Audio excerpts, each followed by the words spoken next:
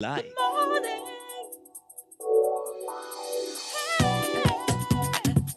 Music, talk, inspiration, in perspective. Express yourself. Good morning, my neighbors. Citi FM, your station. It's a refreshing lifestyle. Citi FM, 97.3.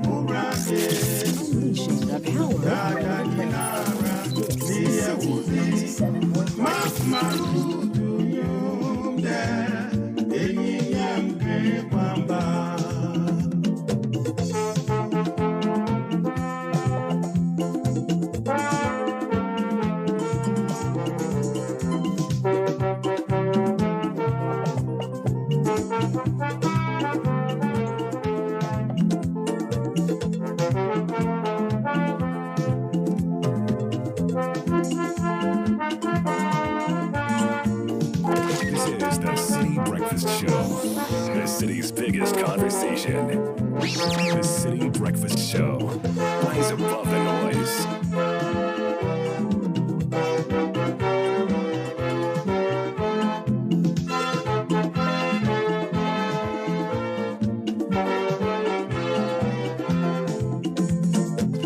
This is the Citi Breakfast Show.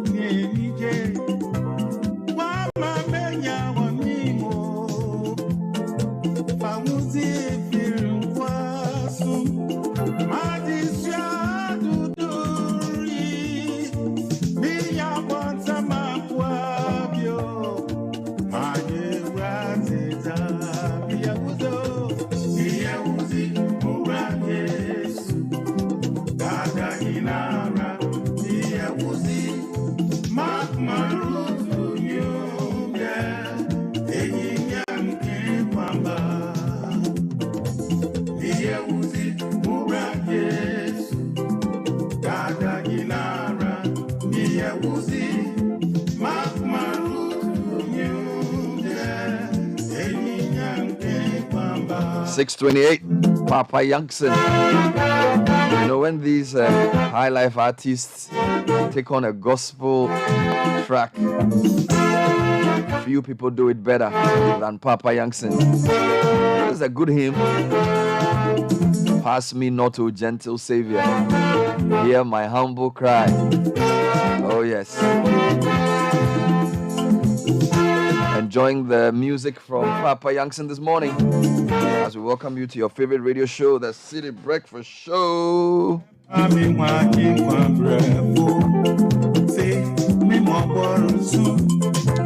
Starting off a business is brought to you by ADB, a paid employee or salary worker. If you need a personal loan to resolve your financial issues, we're offering you a variety of personal loans, including top-up loans at significantly reduced interest rates. Visit our nearest branch or call 0302-210-210 or 0302-224-043 for further inquiries.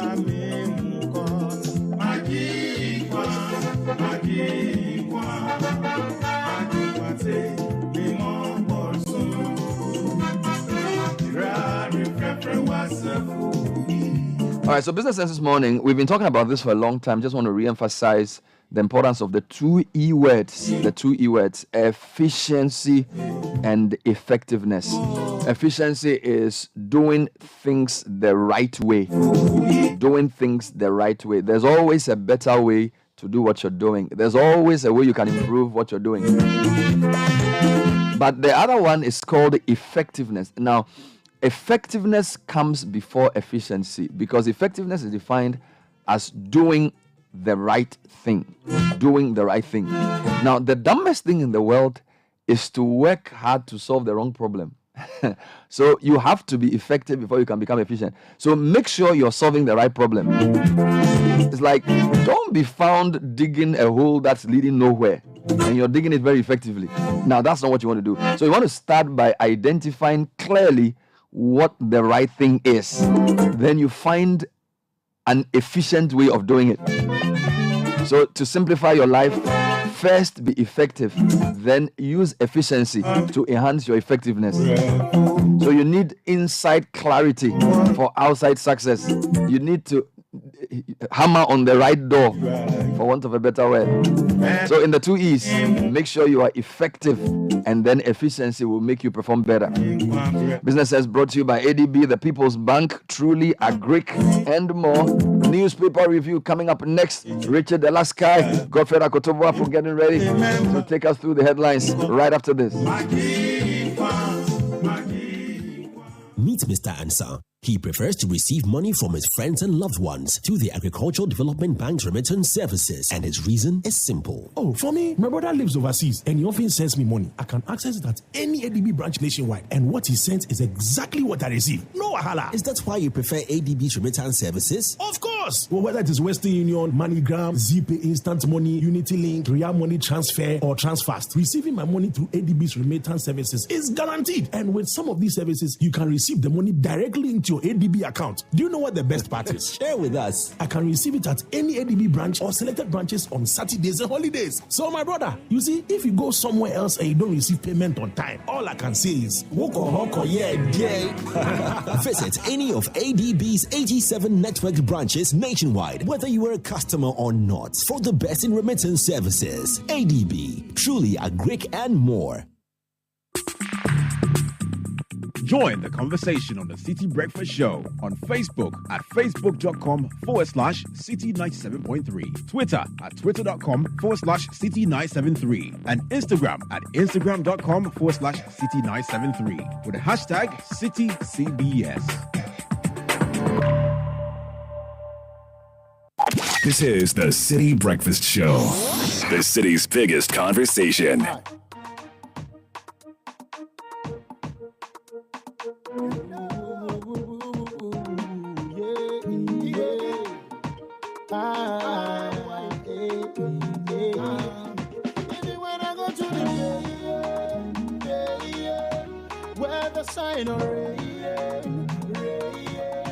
One thing got me moving on, Cause my sorrows will be gone away tomorrow. Who's that guy no fear enemy any day? They're gonna do that. Who's that guy no fear enemy any day? They're gonna do that. Who's that guy no fear enemy any day? They're gonna do that. Who's that guy no fear enemy any day? They're gonna do that. It be the song I they sing where they inspire them. Life I live with they inspire them. In a my thing they put I again. It be the speed that they use where they retire them. I'm on top of me thing, I'm a controller. Them they do they pose. I buy them, I get by the primo. I run by job and I when I go to the where the sign of one thing got me moving on. Cause my sorrows will be gone away tomorrow. Who that guy no fear enemy any day? They're gonna do that. Who that guy no fear enemy any day? They're gonna do that. Who that guy no fear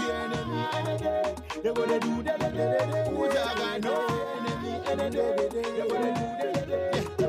God say yes, a which man say no, no, no. See them a go end up in a 634 Stone Boy like a rhino. No weapon, no prosper, none that I know. introducing us into the newspaper review segment. Don't forget it's brought to you by Fidelity Bank. Talk to us about our Ejapa business account, here to help you to access competitively priced loans with a free insurance cover of up to 48,000 cedis, free subscription to our e-banking platforms and more. It's an interest-earning account. Join hundreds of businesses that have already signed up to the Fidelity Japan account. Dial star 776 star 0 hash or visit fidelitybank.com.gh to sign up today. Segment brought to you also by Total Energies Petroleum Ghana with our newly formulated quartz engine oil with ART. Optimizes your engine's performance. And the two words we use this morning: efficiency and effectiveness. So first, be effective by choosing Total. Then your car's engine will run efficiently. 6:35 with Wednesday morning, the 21st of June. Richard Sky here, loving Stone Boy as always. Yeah, man. I know this is one of your He's favorites. my man. I know it's one of your He's my favorites. man. Yes, you like this song. Yeah, Stone Boy, be big man rough. Yeah. I know you like this song. Yeah. Do my guy like it? I follow. I follow. I follow. Charlie, if you're a farmer, who just fear no they fear enemy in the day. They go they do they Yeah, I like it. I like it. You know, you can use all words, man. They go they do they. Yes. Yeah. No, be main man for the system. Yeah, I know you like him. Oh yeah. Are you a Rasta man in secret though? It be say opportunity though. By now I'm an international star. You know, I won't be here. People talk. You have Rasta tendencies. You know the Teshin Rasta place, you know. Apparently they said there was a Rasta man. You know, I was checking the meaning of Teshin names. Asuma, they said there was some church run by a Rasta man. Yeah. And you know those times there was bush in those areas. So if you are going there saying, boy, I'm a Rasta. Because the Rasta guy, they do some church for them. Rasta man, they do church. Yeah, Rasta church. So that was that area. Now that the state is developed. So Tessie Rasta. Oh, I see.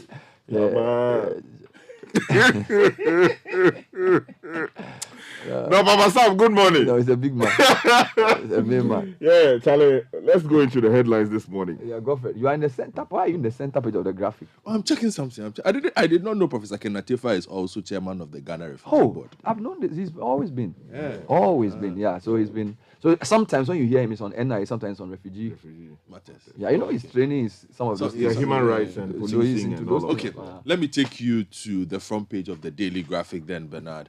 Alleviating economic hardship. Make personal sacrifices.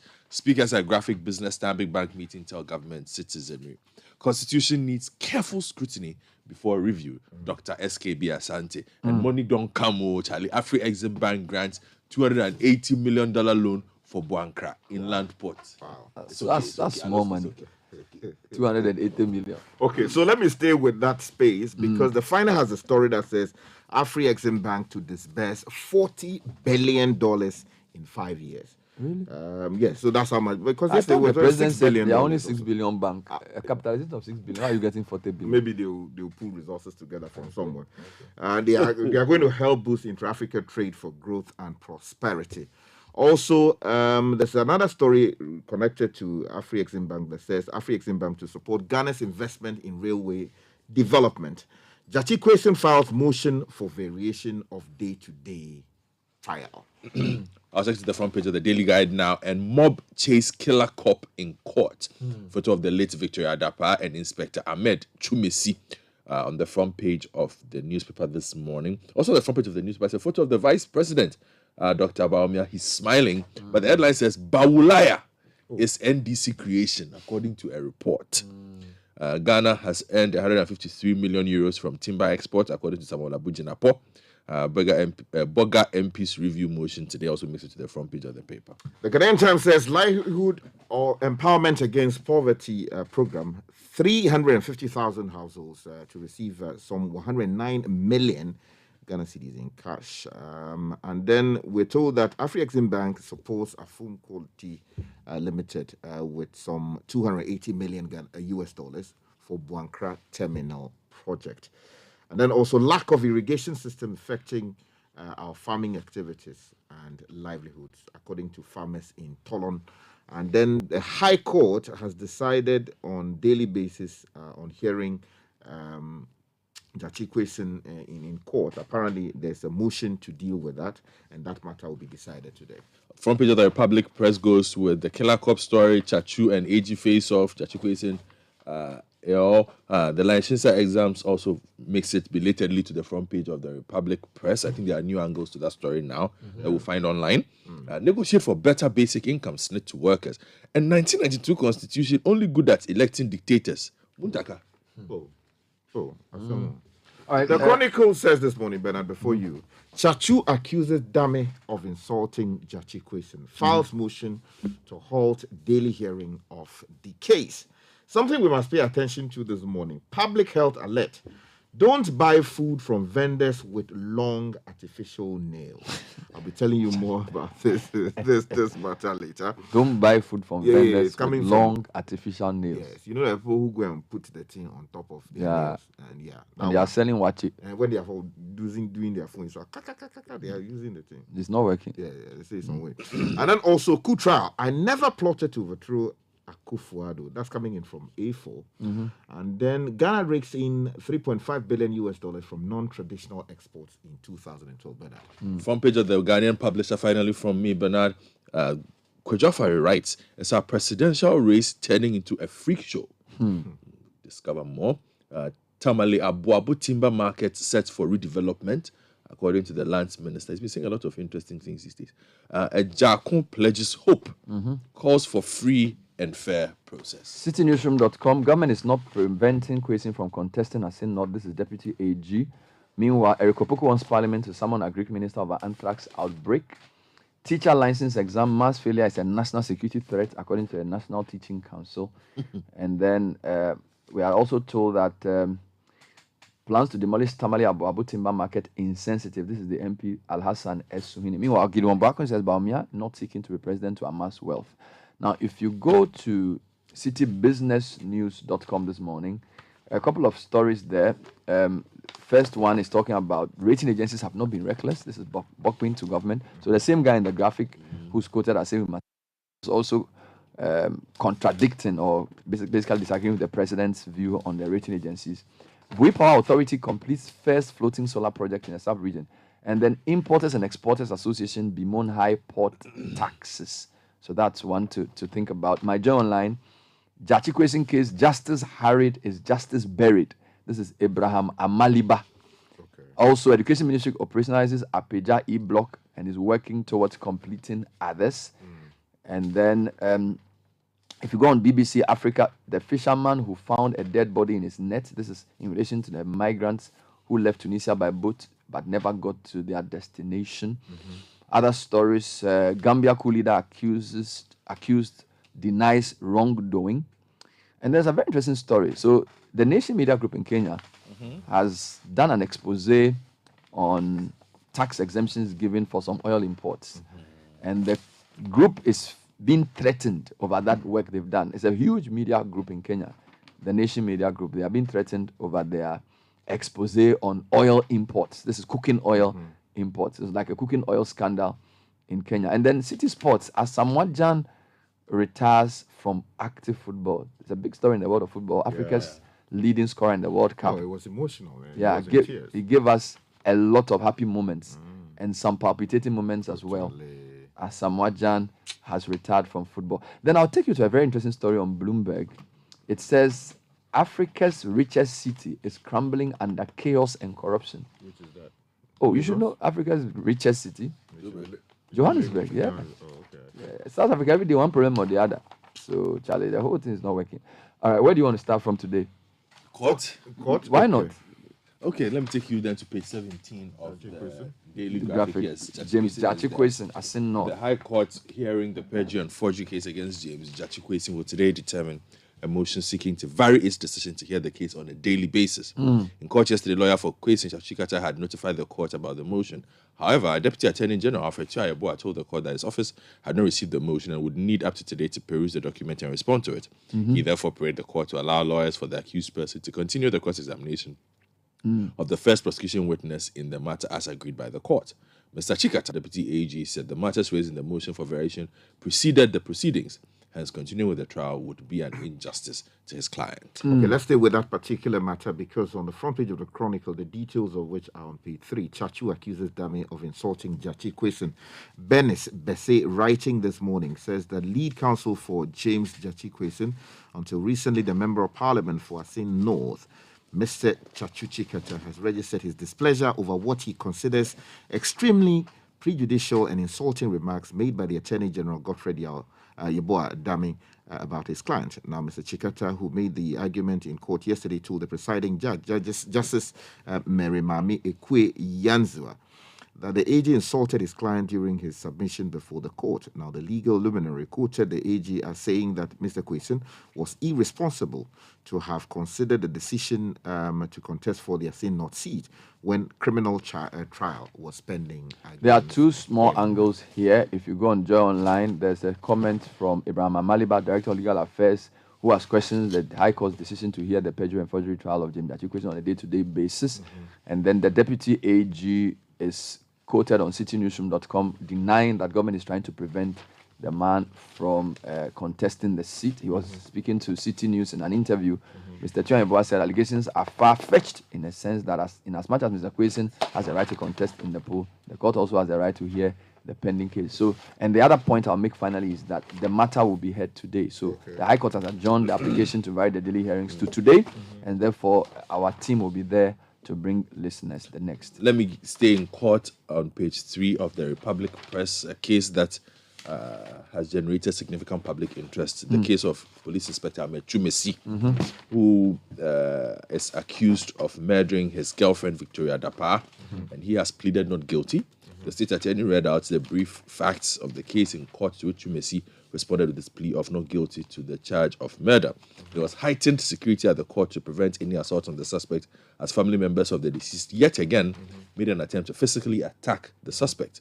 Family members and friends who became furious about the pronouncement of the suspect caused chaos, causing police to call for reinforcement. Some of the angry family members of the deceased pelted stones at the police vehicle after they whisked the suspect from the court. Now, the teacher licensing exam is interesting. Yesterday, we reported that 83% of the candidates failed. So over 6,000 failed, only about 1,000 something passed. There are two reactions here. The National Teaching Council is saying that this failure is a national security threat. Then Osewusu, who is the PRO of the council, says the high rate of failure in 2023 national teaching examination is a national security threat. He stated that the failure rate of teachers who took the recent exam is a cause for concern, as it means that many teachers who are yet to join the teaching profession are not fit to be called teachers. Meanwhile, the Edu Watch, Africa Education Watch, is rather saying that it's a good omen. So they are putting a positive. They are saying that, look, it shows that the exam is good to weed out those who can't teach. So ED of Africa Education Watch, Kofi Asare, has expressed satisfaction with the failure. According to him, he says that this highlights the poor literacy abilities displayed in some of the scripts, particularly English, and considered the failure to be positive because it prevents unfit teachers from instructing students. He says, I've seen some of the scripts, and there's little to nothing that can be done if graduates cannot string a sentence together in English. We have about 87% of them failing English. Guys, we need to discuss this. It is never a failure. It's a good omen for basic education because if you look at the whole issue, licensing teachers was to ensure that professional teaching standards are enhanced. And so if you want to professionalize teaching, you need to raise the bar. He advised that deliberate measures must be instituted to address the failure at the basic level. Do you guys agree with him? I agree. In fact, the one I agree with the most is his point about capping the number of times you can even write the exam. Somebody that's written it 9 times and failed. They're still writing. You know that. How many world wars do you want to face? You know that in the UK you cannot write the law exam more than 3 times. Wow. If you write the first time, you don't get it. The second time, the third time. I want to say something. When the licensure exams was introduced, there was a furore and the media covered it. I think whoever's idea it was to bring this exam needs to be commended. Yeah, but is that Education Minister? Because if we didn't have this exam, these people who can't write English will be teaching our children. Yeah, but the question then is, with all of these people failing, who would teach if we say they shouldn't? There are so many people who teach. Sky, there are people who go to university who look for jobs and teach. There are people who go to. So they are talking about 6,000 teachers. Already we are understaffed. But I'm saying that there are different levels of teaching. They are graduate teachers. So I'm not sure if somebody goes to UCC to study education, he goes to take national licensure exam. So there are many people from different institutions, UPSA and all these, who are also teaching. So it's not just trained regular teachers who go to this NTC thing. Okay. So I think it's fantastic. Well, it's a fantastic. They've been caught in the net. My concern really is about what happens thereafter. Well, at least it's good that they are not teaching the people. Let's do some more politics. Yes, let's go into some politics. Yeah, there's a story that I saw. No, about, do the Exim Bank story for me. Oh, really? I want to know what the money, because I'm told Buankrai Land Port is going to be revamped. Okay, Yes. the And there's details an amount that of money story are coming. on page 8 of the Finder. Salom Bobiji, writing for the Finder, says that the African Export-Import Bank, Afrexim Bank, is projecting to disburse in the next 5 years $40 billion to African countries to help boost trade on the continent. Now, the move forms part of plans to boost intra-African trade and bridge the trade finance gap on the continent. Now, this means that the bank would have doubled its investments or disbursements to African economies in 5 years. Now, this was revealed at the opening ceremony of the 30th annual general meeting of the bank by Professor Benedict Orama, president and chairman of the board of the bank. Now, he said that in his quest to deal with the considerable intra-Africa trade finance gap, which is a deficit, the the bank disbursed over $20 billion between 2016 and 2021 to several African countries. Professor Orama cited other interventions the bank had made to accelerate economic development in various African Now, the Buankrai Land Port is also getting $280 million. This was made possible through the concessionaire, Ashanti Port Services Limited, a joint venture of Afum Quality Limited of Ghana and DSS Associates of the Republic of Korea. Now, the concessionaire under the agreement is expected to invest about $330 million for the realization of this project. Let's stay with the space, because we are told the Afrexim Bank is to support Ghana's investment in railway. Again, that story is on page 8 of the Finder, and it says the African Export-Import Bank is providing $1 million to Ghana for a feasibility study to be conducted towards the bank support to the railway development sector in the country. Now, the feasibility study is to bring on stream an estimated asset of $3.5 billion for railway rehabilitation and development to support economic activities, including the facilitation of the movement. You like big English. Facilitation, commendation, computation, cooperation.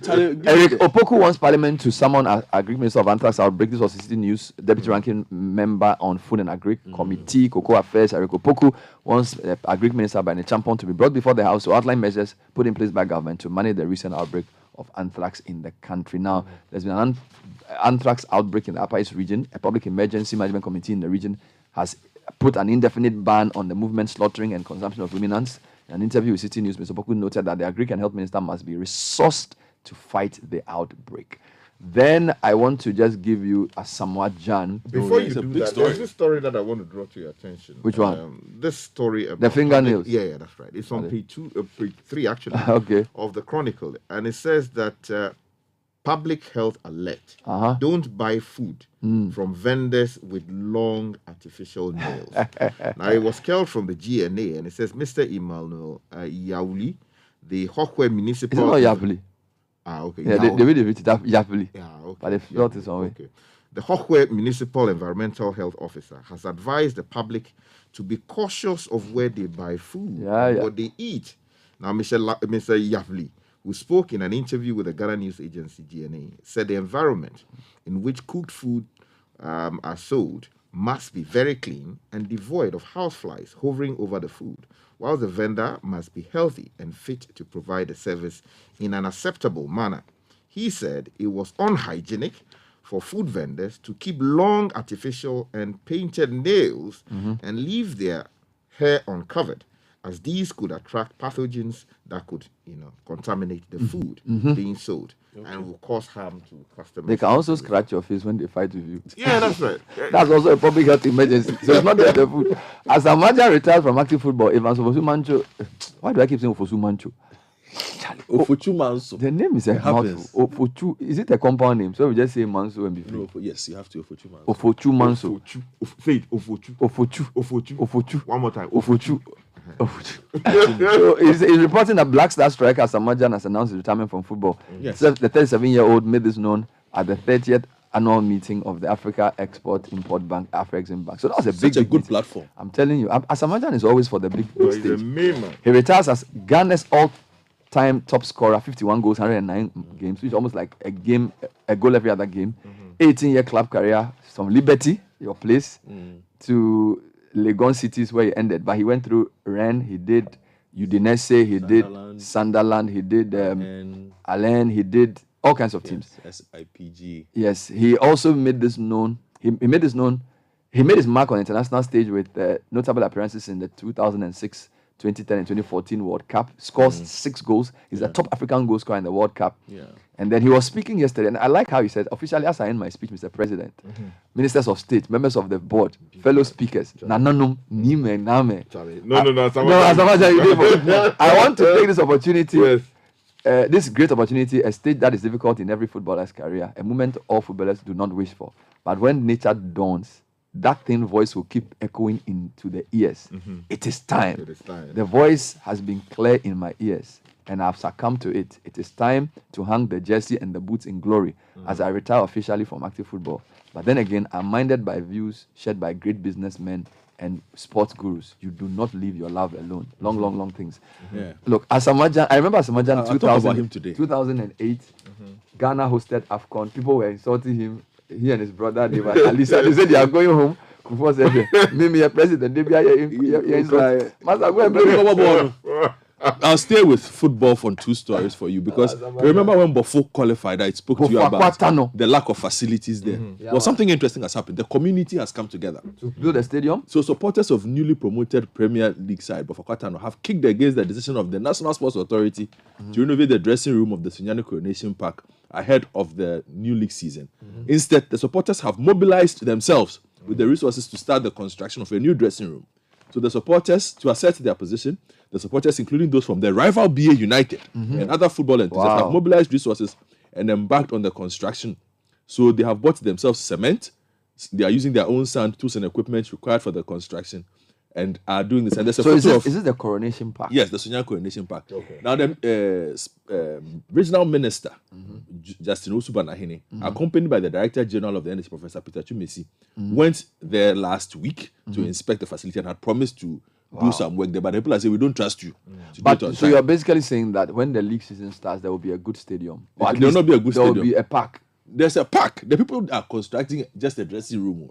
The facility itself there is there. Not there. I thought they were going to build a stadium. Bernard, before we go though, there's this story that apparently made the headlines yesterday. It's all over social media. Sexy pastor in Asante Hima's court. Sexy pastor saying, Charlie, we shouldn't be using such headlines. Who wrote it? Daily Guide. Daily Guide. So the story is by Joe Ewuaji. So the story is about a pastor, so self-styled or so-called pastor, who was supposed to resolve somebody's marital issue, and ended up taking the issue for himself. Now, what is interesting about the story is that the victim reported him to the Asante Hima. So this was a hearing in Asante Hima's court. Okay. And they called the person who was aggrieved. He came to speak, and when they called the pastor, he couldn't say anything. He was just there. Yeah, but I understand. But they shouldn't use sexy. Yeah, pastor. that's my point. It's like when somebody defiles somebody, rapes somebody, or does something which is considered untoward. The newspapers typically will describe him as sexy. Yeah, call him as what he is. You know, but it's not the right way to go. Yeah. He's not a sexy pastor. He's a bad man. They say manage something, they're going to take the thing. How is he sexy? This is the Citi Breakfast Show, the city's biggest conversation.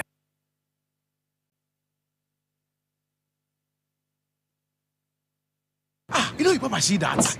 And it's rickety car. Hey, Papa! Bobo, so how's your engine now? It is half man, half amazing. Thanks to Cause and you can feel better energy. Can't touch this. Charlie, guys, so Sancho's engine just died like that? Yes, so somebody managed to convince him that there is a better engine oil than Quartz, and he switched. Sancho Panza Pan. Now, which engine oil can be better than Quartz? No other, my guy. Quartz with its age-resistant technology, it keeps your engine younger for longer. Now you know. Have you guys seen the new bottle design? It's superb. Quartz 9000 from Total Energies there improves fuel efficiency. Why do you think Mr. Mane and Logoso have taken the Quartz Nation movement World Cup like that? Sorry, Chairman Mane. Quartz. Keep your engine younger for longer. You've started your small business and have all these big dreams, but then reality strikes and there are so many things to do at once. What you need is the Ejapa account from Fidelity Bank. The Ejapa account gives your business a boost. It comes with a range of payment and cash collection options, such as GHQR, mobile money collection, and mobile teller cash collection. You will also enjoy prompt FX supply, competitive interest rate on loans, and free annual insurance cover of up to 48,000 Ghana cedis for your business, plus a waiver on service fees. It's time to do good business with Fidelity Bank. Dial *776*0# or visit www.fidelitybank.com.gh to sign up for a Fidelity Ejapa account today, because together we are more. Terms and conditions apply. Fidelity Bank, believe with us. The Citi Breakfast Show. Rise above the noise. 7 o'clock City Business News brought to you by MTN and Goyle. Vivian Kaloko is here with the news. Good morning. Good morning, Bernard. Let's go straight to our stories and let's start with the prices of petroleum products, because the Executive Secretary of the Chamber of Petroleum Consumers Ghana, COPEC, Duncan Amwa, is cautioning that prices of petroleum products may surge in the next pricing window if the Bank of Ghana does not take steps to stabilize the local currency. Duncan Amwa wants the central bank to tackle the depreciation of the cedi in order to prevent further hikes in the prices of the products. Now, the prices of petrol and diesel were expected to experience a slight increase ranging between 2 and 5% beginning June 16, 2023. However, the prices still remain unchanged. Duncan Amwa has been speaking to Citi Business News on the issue. If you don't get the cedi to stabilize anytime soon, you may have to get to the next marketing window, that whatever suppressed figures that could have come this window that have been suppressed would all roll out to hurt all of us. So maybe the Bank of Ghana would need to be up and running and continue to ensure that the depreciation of the local currency is kept to the barest minimum, so that you don't have to suffer at the pumps needlessly for the city's bad performance or bad run. Duncan Amwa also called on the government to expedite processes to ensure the speedy operationalization of the Tamale oil refinery. There have been concerns for the government and management of the refinery to secure the much-talked-about partnership agreement, which has brought the refinery on its knees. Now, speaking on the issue, Duncan Amwa said the government needs to immediately put measures in place to get TOR operational. Money to fuel their aggression on Ukraine. That is what the West would want to impose on Russia. But the world basket cannot afford knocking out Russia cargo. You can't. So you take out what China, India, and Korea and others are importing daily. If these countries were now to turn to the OPEC basket alone, the pressure on there would drive prices past 150 within a few hours. And we do not think that the West themselves are looking to sanction Russian cargo completely. No, they are still using it, they themselves, because they buy from India. Duncan Amwa is the Executive Secretary of the Chamber of Petroleum Consumers Ghana. To some other stories, the Ghana National Chamber of Commerce and Industries is appealing to the government to use the mid-year budget review to address some of the concerns raised by the business communities with respect to taxation. The chamber maintains that although some of the tax policies being implemented by the government are IMF conditionalities, a reconsideration will bring some relief to businesses which are crippling.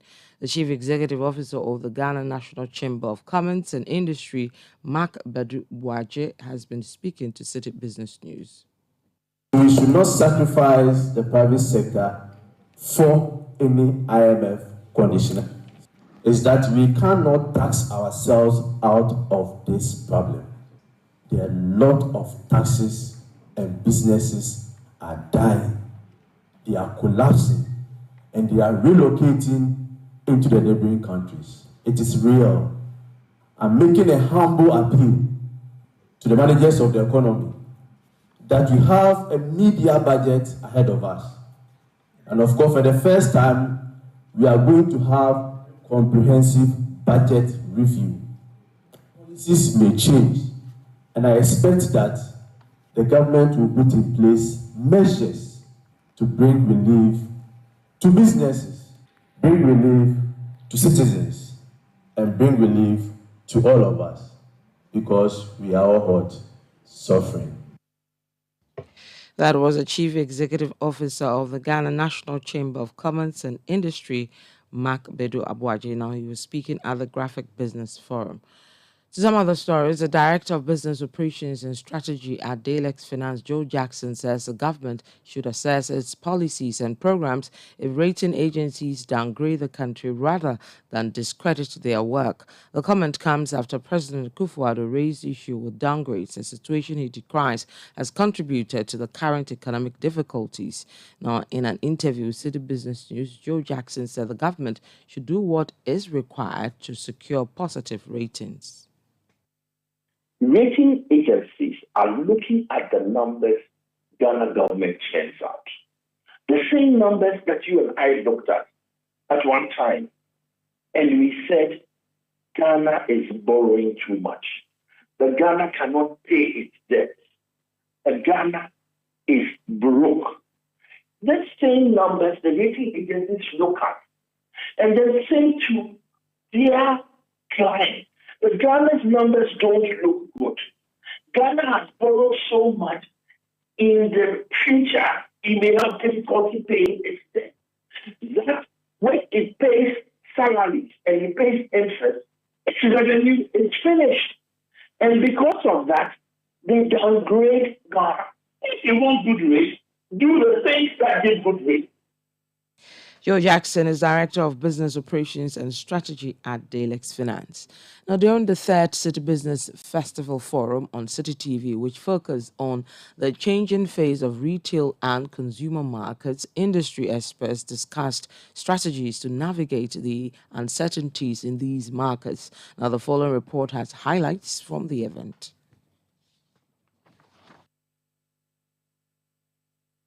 The Director of Business Banking at Absa Ghana, shared valuable insights on how better financing can be attracted to enhance the global competitiveness of producers. The governance of it is what gives the outsider a clear view of how you're running it. So financial accountability, being particular about financial reporting, and engaging your financial service providers as your partners. Okay. So being transparent with them.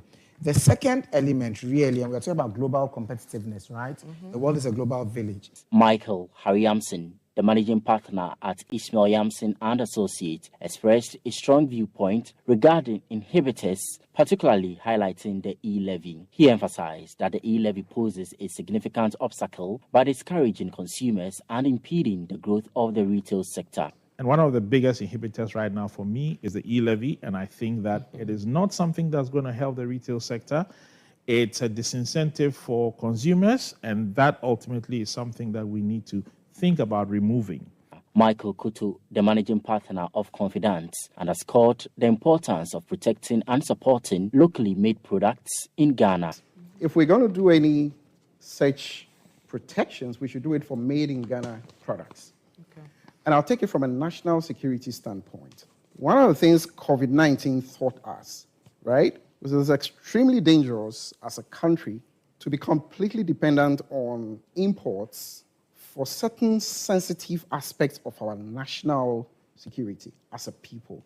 Robert Ahumka-Lindsay, a former Deputy Minister of Trade, emphasized the significance of agro-processing and its potential to drive economic growth while creating value within the agricultural sector. Not because we want to necessarily just grow more tomatoes.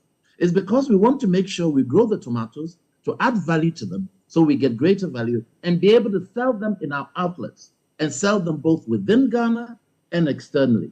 And that is why the importance of agro-processing is. We tend to sometimes confuse agro-processing with just agriculture generally. The City Business Festival 2023 is powered by Citi TV and Citi FM in partnership with Absa and is sponsored by MTN Momo, MTN Business and ZP with support from Gesal.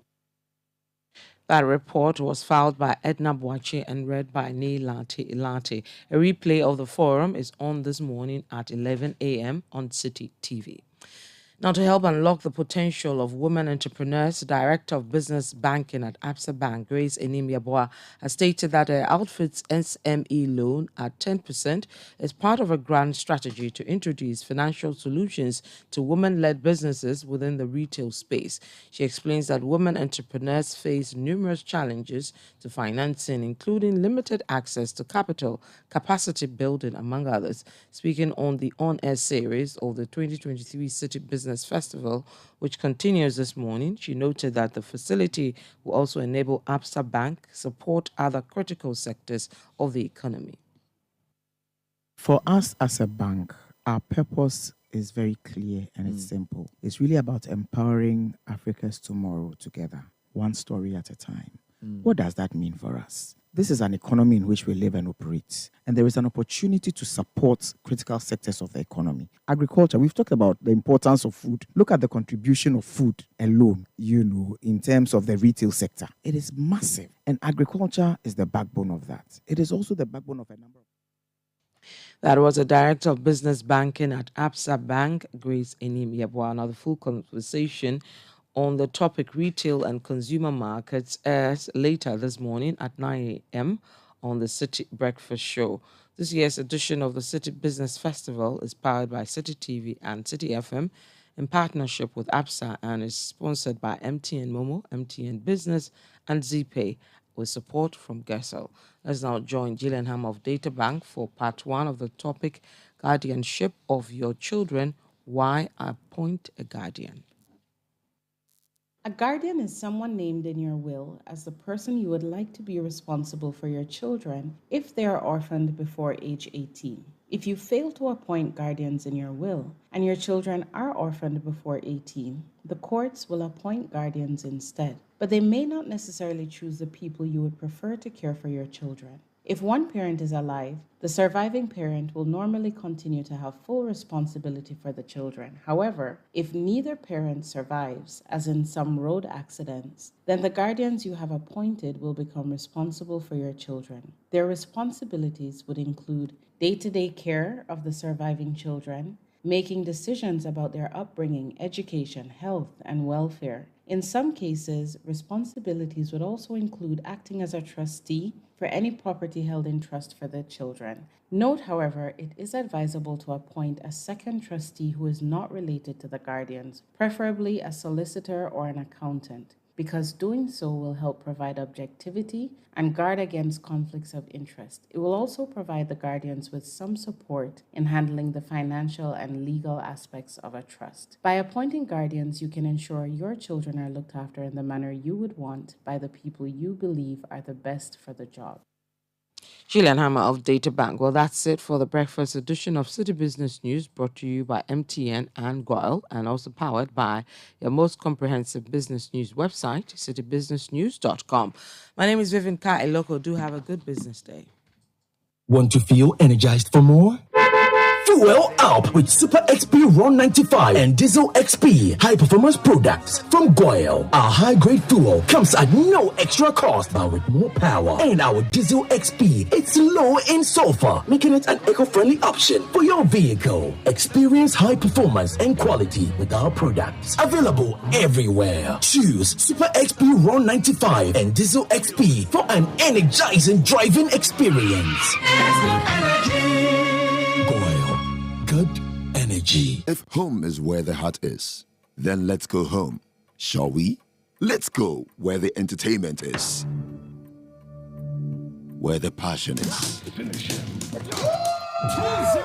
where the laughter is, and sometimes even the tears too. Let's go where we feel safe enough to share our opinions. Send tweets. where we do that embarrassing little dance to our favorite song. Let's go home, where the love, the care, and the joy live. There's no place like home. Connect your home to super fast internet with affordable data bundles from MTN Home. Visit broadband.mtn.com.gh or your My MTN app to sign up today. MTN. Join the conversation on the Citi Breakfast Show on Facebook at facebook.com/Citi97.3, Twitter at twitter.com/Citi973, and Instagram at instagram.com/Citi973 with the hashtag CitiCBS.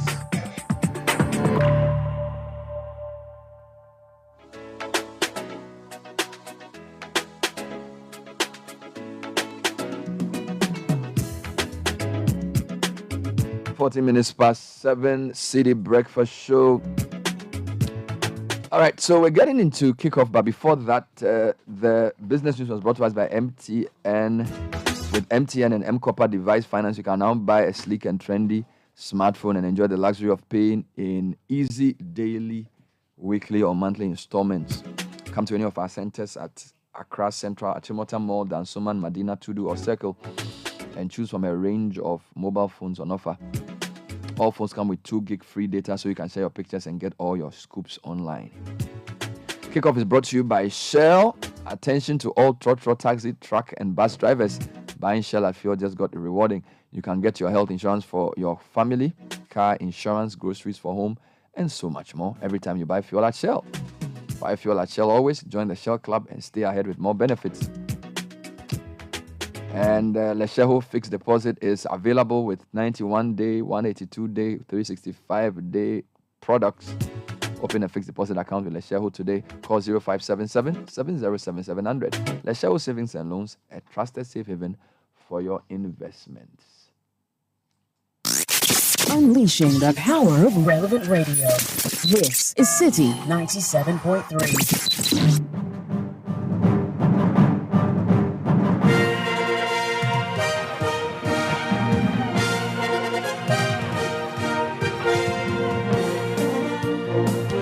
All right, so Ivan Sofochu Manso is here with the news.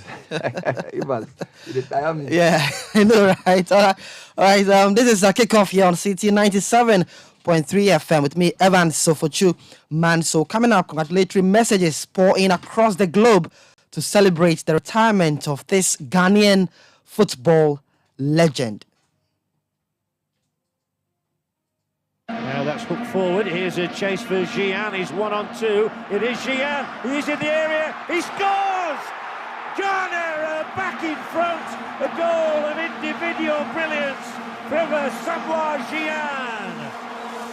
Yes, Samoa Gyan retires from active football at the age of 37. Also, Cristiano Ronaldo marked his 200th international appearance with the match winner as Portugal beat Iceland in the Euro 2024 qualifier. Oh, it's lifted in and Ronaldo's there! But the flag is up! It's a goal for Ronaldo and Portugal!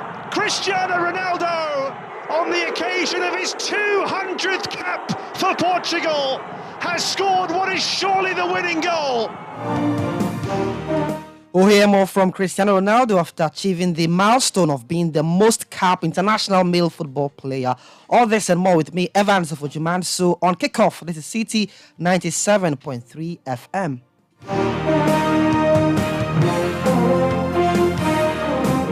Right, there's only one place to start today's edition of Kickoff from.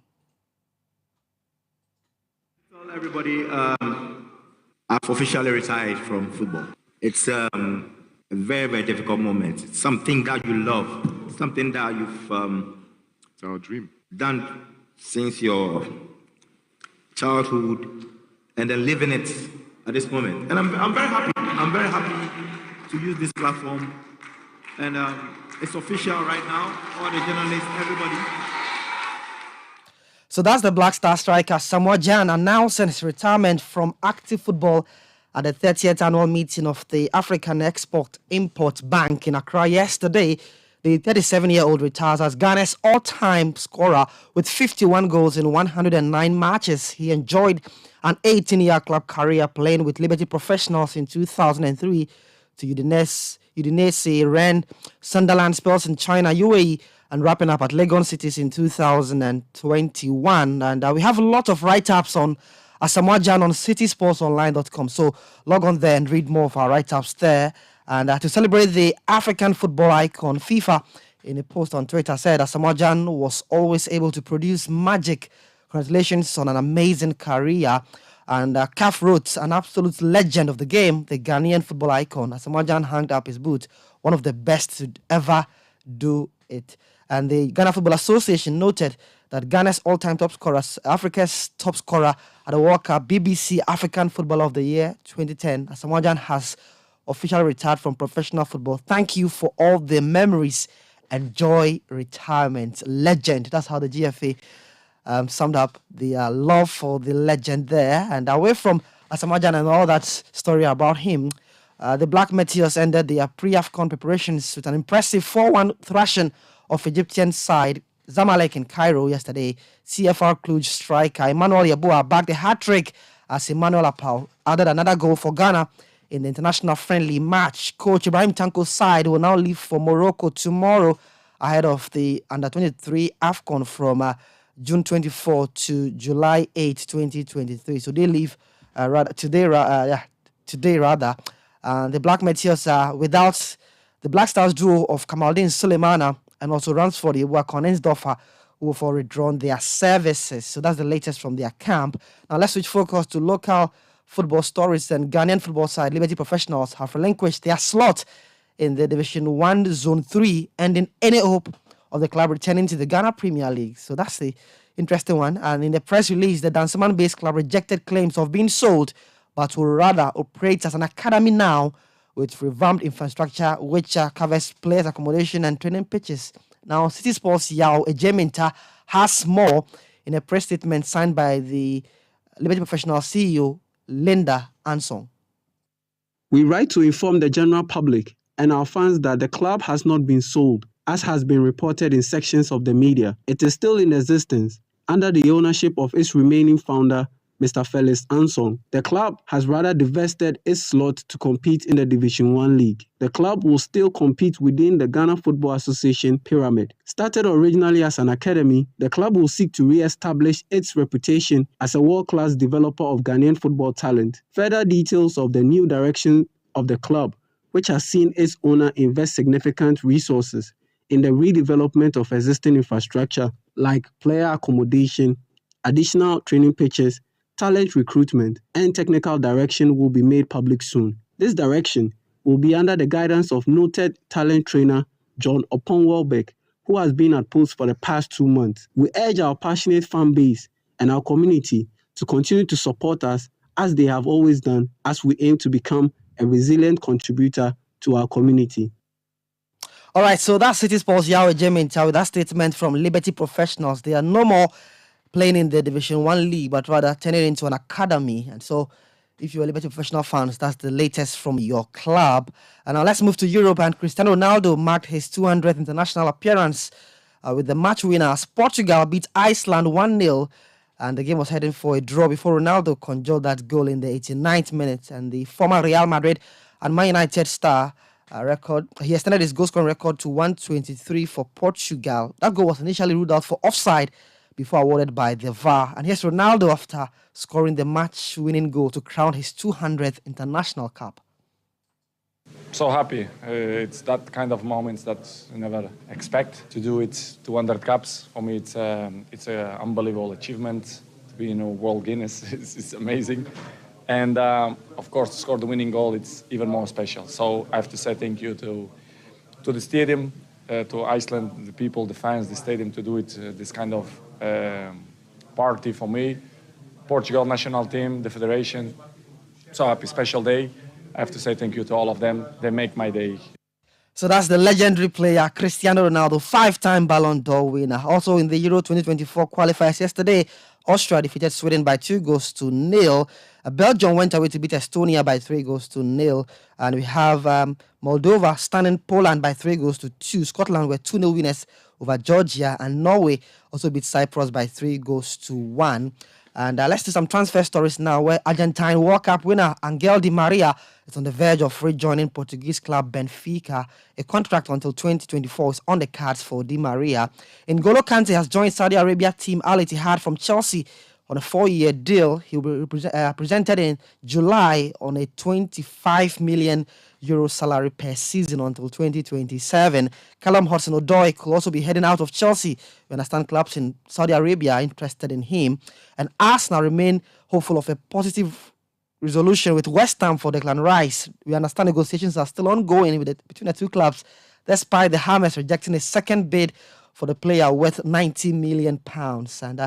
And before we go, finally, African champions Senegal, they won by 4-2 over Brazil in a friendly game yesterday in Lisbon. Sadio Mane scored a brace in that game. Lucas Paqueta gave Brazil the lead before Habib Diallo equalized for Senegal. A combination of own goals from Marquinhos and Mane's second goal, a late penalty, secured a win for Senegal. Huge one for them.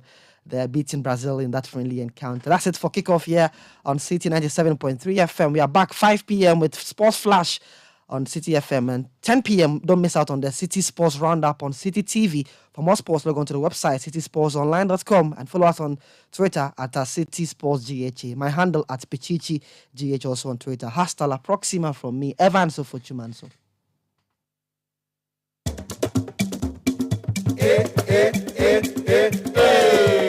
Let's go, let's go, let's go, If you need unique services, innovative financial solutions, we deliver on our promise, cause we are number one. Let's go, we improve your life. let's go, let's go, hey, mama, hey, mama, hey, mama. Even when you're stuck with nothing, Come to let's go, no matter your situation, come to let's go, let's go, we improve your life. let's go, hey, let's go, hey, let's go, hey, mama, hey, mama, hey, mama.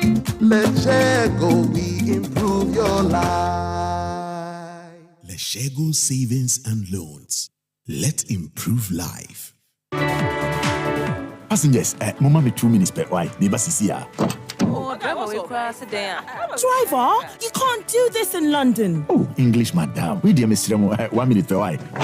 Shell, you. Driver, we're in a hurry, please. What's all this about? Oh, madam. Help me say thank you to Shell. Shell Fuel Save lasts longer and helps us to save more money to do more things. Also, because I'm a member of the Shell Club, I get loyalty points every time I buy fuels that I use to redeem gifts I love. I can get third-party insurance for my car, free medical insurance, provisions for my home, and many more. Shell dey my side. In fact, when I see another Shell station, I will hug everyone there. Hey, driver, what the fire kwanza? Hey, English, madam. Into TG. Enjoy numerous benefits when you buy fuel from Shell. Get loyalty points to claim third-party car insurance, family medical cover, provisions, and many more for free. Driver, Shell day your side. Go well. Join the conversation on the Citi Breakfast Show on Facebook at facebook.com/Citi97.3, Twitter at twitter.com/Citi973, and Instagram at instagram.com/Citi973 with the hashtag CitiCBS.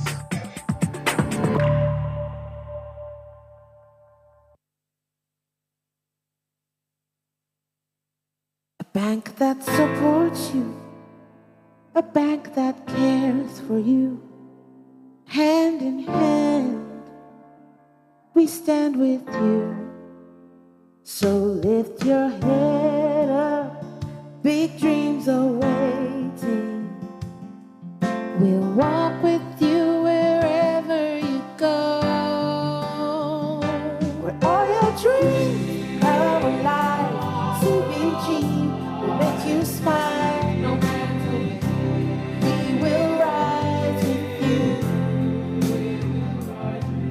Your business will flourish, your name will stand out. Consolidated Bank, CBG, we stand with you.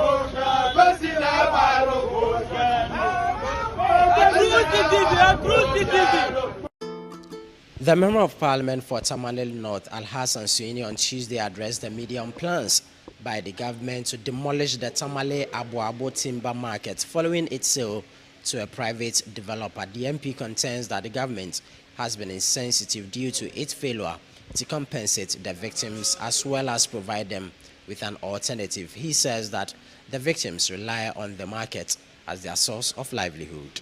If you tell us that the lease is dated 15th December 2020, how does it take effect on 15th August 2020? Is it that it took effect before the lease was signed? Apart from this, what does this say about that press conference that was held in 2021 by the Regional Lands Commission to assure the people that nothing was happening to that land and that that land had not been sold?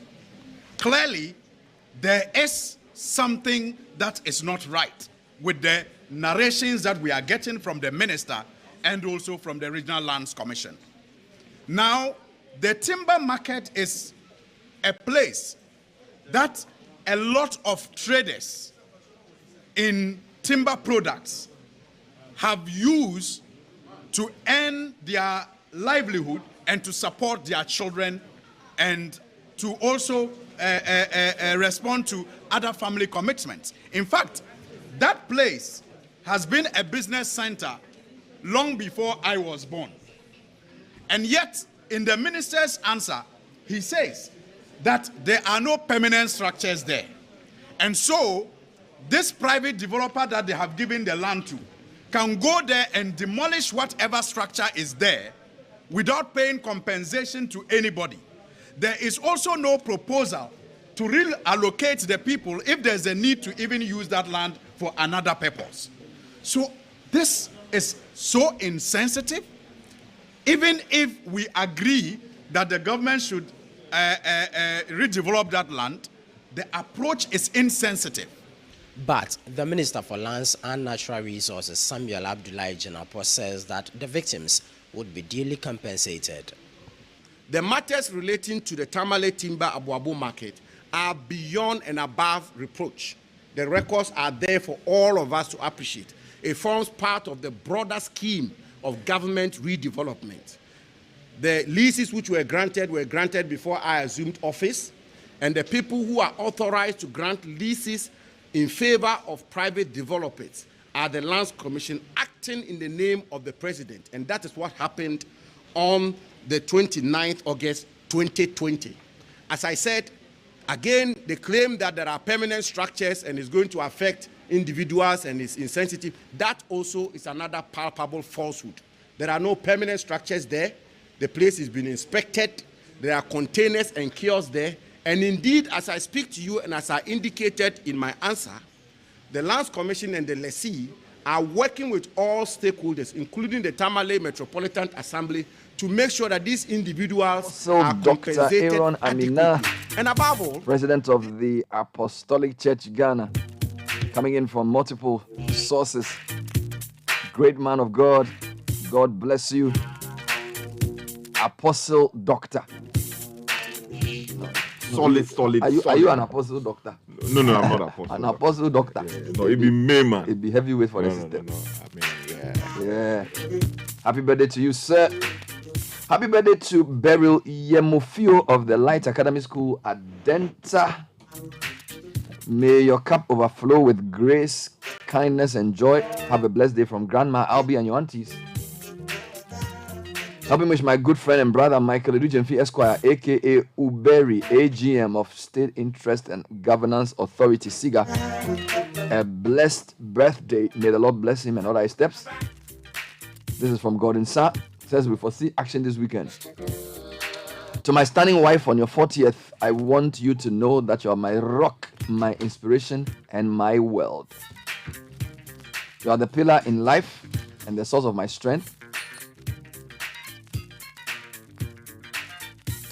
Thanks for your daily corrections, your love, your gifts, your tolerance, and your prayers. From Berima, Welam, Obrimpong, and Achidipa. You are very precious and dear to them. On this special day, I wish you long life, riches, divine blessings, and grace. This is to Linda Awuge of GCB Bank. From GCB Bank Republic Branch. From your husband, Maxwell. Happy birthday to my dear friend, Samson Daisie, also known as Sama. May the Lord bless you abundantly for your good heart and may He answer all your secret prayers, long life and prosperity, health and wealth. Not sure if I got the person who sent the message. Yeah, let me do this one. Belated happy birthday to Jude Fosu Jemfi, who is the CEO of Prospectus Ghana Limited. It is coming in from Doris of our sales department, and then also all of us here at 97.3 Citi FM. We're celebrating you for your personal achievements and also for the achievements of your company. Thank you so much, Jude Fosu Jemfi, for all that you're doing. May God continue to bless you. More comments celebrating people today. Super awesome happy birthday to Jeremiah Boabeng, who is the CEO of Group Boabeng Unia. God richly bless you and keep shining. It's coming in from Jonas Tenkoran. And this one says, good morning, Father Bernard. Is it Father Bernard or Brother Bernard or Charlie right now?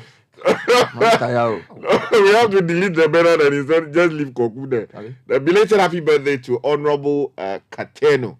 May the good God or Lord continue to grant his heart.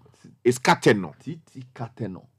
Honorable Titi Kateno. NDC guy. I see. It's called Titi Kateno. Yeah, Kateno. Okay. Yeah. May the good Lord continue to grant his heart desire. It's coming in from Jones. A boy in La. Another one is a belated birthday greeting to senior engineer William Amuna, former Gridco boss. From the whole team to William Amuna.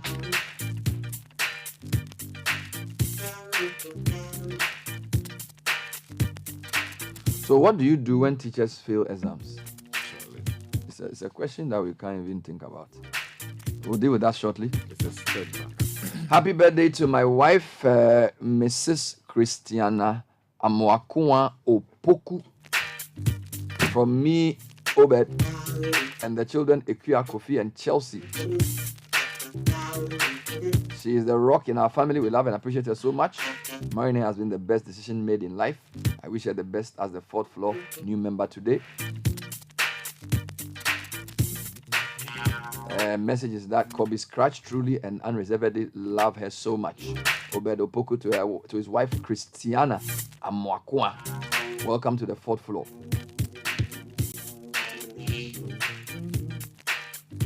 Now, can you swim?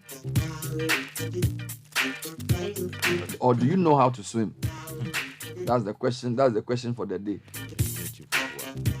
I know you can swim a lot. Me, I don't know how to swim. Nathan, can you swim? Nope. It's 2 against 1. We'll be telling you about the National Swimming Championship shortly. Citi, in partnership with the Ghana Swimming Association, putting together a fantastic event. Like they'll dive. Charlie, which swimming style do you use? Do you know? I know you swim. You can do. I'm a traditional swimmer. I don't know No. What I'm asking is like no. Backflip and all of No. things. Like he must explain what traditional swimming is. What does that even he swims in the sea. Yeah, in the sea. But how do you swim? Okay, what I want to. What is this? Do you do butterfly? Do you do freestyle? What stroke? Do you all these do you things. do? You know how you swim like that. How do you call that one? That's freestyle. That's freestyle. So basically, like with your and arms. then Nadodi, you know what Donadi there? Hold on, your arms in front of you. Yes. So that's freestyle. That's freestyle. Okay, then I do the other. What is it? How do you describe it? You know that you dive like akpa under the water. And you are doing like mommy water. You know that one. All of the swimming styles. When you are swimming, you can do that. No, you cannot. Do you when you are under the water, do you do this? Oh yeah. No, but you do your hand in front of you like that. Yeah, that's breaststroke. And that's so like you do. And then you do like that. You open your yeah. So you propel you forward. So you go under the water and then you. I don't even know swim. I just theoretically. You open your. Yeah, that's right. It propels you forward. Yes. And then you use your which one is butterfly? I don't know. Me, I know traditional swimming. Not butterfly. This. Butterfly is like you are raising your hand. Your hand. So butterfly is like your hands go up, and come down. Yeah. Okay. So that was a lot of shoulder strength. Yeah. And breast. So you do breaststroke and freestyle. Yeah. If you ask the kids, they know that. They know all of these. But you don't know. I'm a traditional man. I always said that. Yeah, I can swim. If you put me for. We are organizing this because of people like you. Yeah. When we do regatta at what do you call it? When you go to Voja and all these places, yeah. People say, if you go to Olympics, we can defeat the people. We can do better. So right now we are organizing the 2-day National Swimming Championship. Yeah. Thank you. You say you're a traditional swimmer. Yes. Come and show us what you can do. But they will ask me to wear something. I don't want to wear that. No, you can just wear shorts. Those good EVU people wear. No. You see, he's running away. Ben, tell him. No. Ask for that one. We are organizing. No, Sky. See, we can. It's an event for 8 categories, and unfortunately you fall outside the 8th category. But we can create a special category for traditional swimmers. Thank you. No, I don't know about that. So it's actually a serious program. Oh, yeah, program. Ben, tell us about it. Okay, so I mean, basically, what's going on is that right here at Citi, we are basically the home of the Premier League. Yes, please. And what happens is that in the off season, there needs to be content. I mean, things must keep running. Now, last year we did a marathon. Last year we did a marathon, the cross country. Yes, it was amazing. Yes. The cross country took place from this place, Comet Estate, to Berekusu.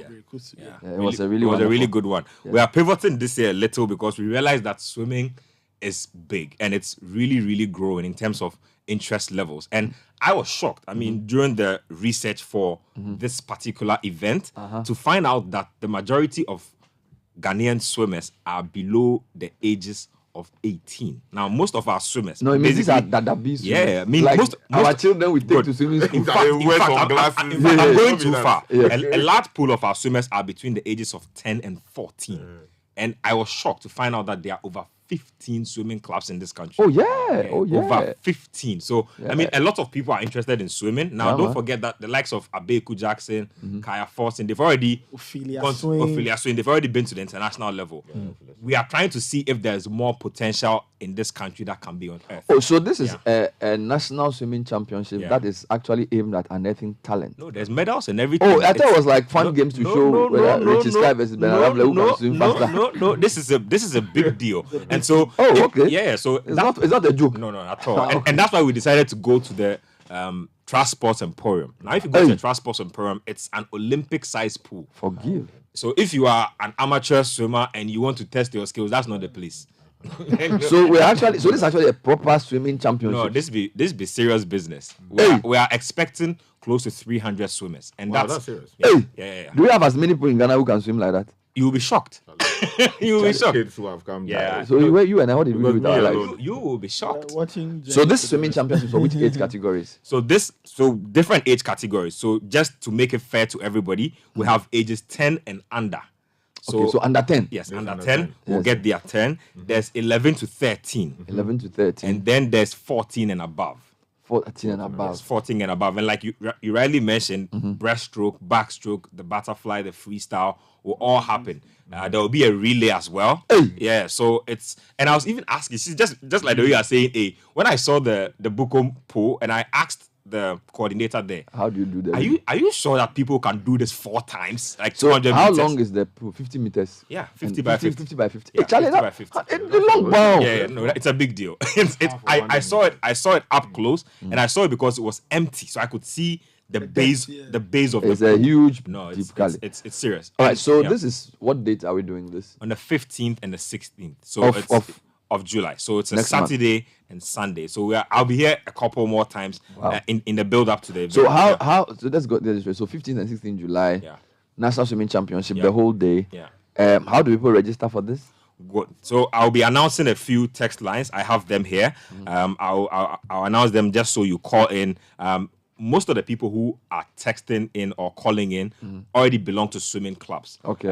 For those of you who don't belong to swimming clubs, that's not a problem. We still have a way for you to probably register and then also get through this particular competition. So I'll pull up that. So this is a text WhatsApp or just a phone call? So it's a phone call. It's a phone call. If you call the number, we have somebody on hand. They'll take your details. They'll register you and then you will proceed through the other protocol. They'll take you through all the protocol you need to go through. So let's get this ready. straight. Yeah. National Swimming Championships, 15th and 16th Yeah. July. Yeah. It's happening at the Trust Sports Emporium, Yep. which is near the Kolebu traffic light. Yes. And the swimming categories are under 10, 10 to 13, and then 14 and over. Yeah. But Sky and Co are too old. Yeah. Wouldn't you have a day where people like Sky also come and show that? It's not because according to Sky, swimming in the season is the swimming in the pool. We'll give them a jacuzzi. So I was talking to a swimming guy. I was saying that when like my kids swim, they are training to swim in like a swimming pool, and he's saying that in the sea, because of the current, the style of swimming is not the same. It's not the same. Yeah. So all these swimmers in my hometown and things who think they can go to Olympic Games, you have to do different training. No, it's not the same. It's not the same. And like you rightly mentioned, But they have the basics. for instance, which something are like very the intense. something because, like I the mean, breaststroke, right? Yeah. If you've been doing a breaststroke for 1 year, it will tell in your physique. You can tell. Yes. And you need physique to be actually able to swim To do in, breaststroke. in competition. If you see Abeku Jackson, you yeah, can. he has a wide Yeah. chest. It's ripped or something. No, it's not even the rib. It's just the wide girth of it. So your arms. So like Yeah. the best swimmer in the world for Greatest Phelps. Yeah. he's Got long wingspan. So there's something called wingspan. Yeah, that's right. So if you stretch your arms wide, End the to length end, between yeah. your One end. Like a plane Aha. from one end to the his other. own is very, and there's a ratio for human beings. So the way God made you, there's a certain ratio, but his own is abnormal.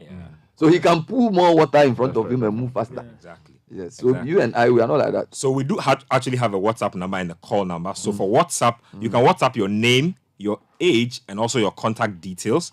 You can do that to 0558 973 973. Let me repeat that again.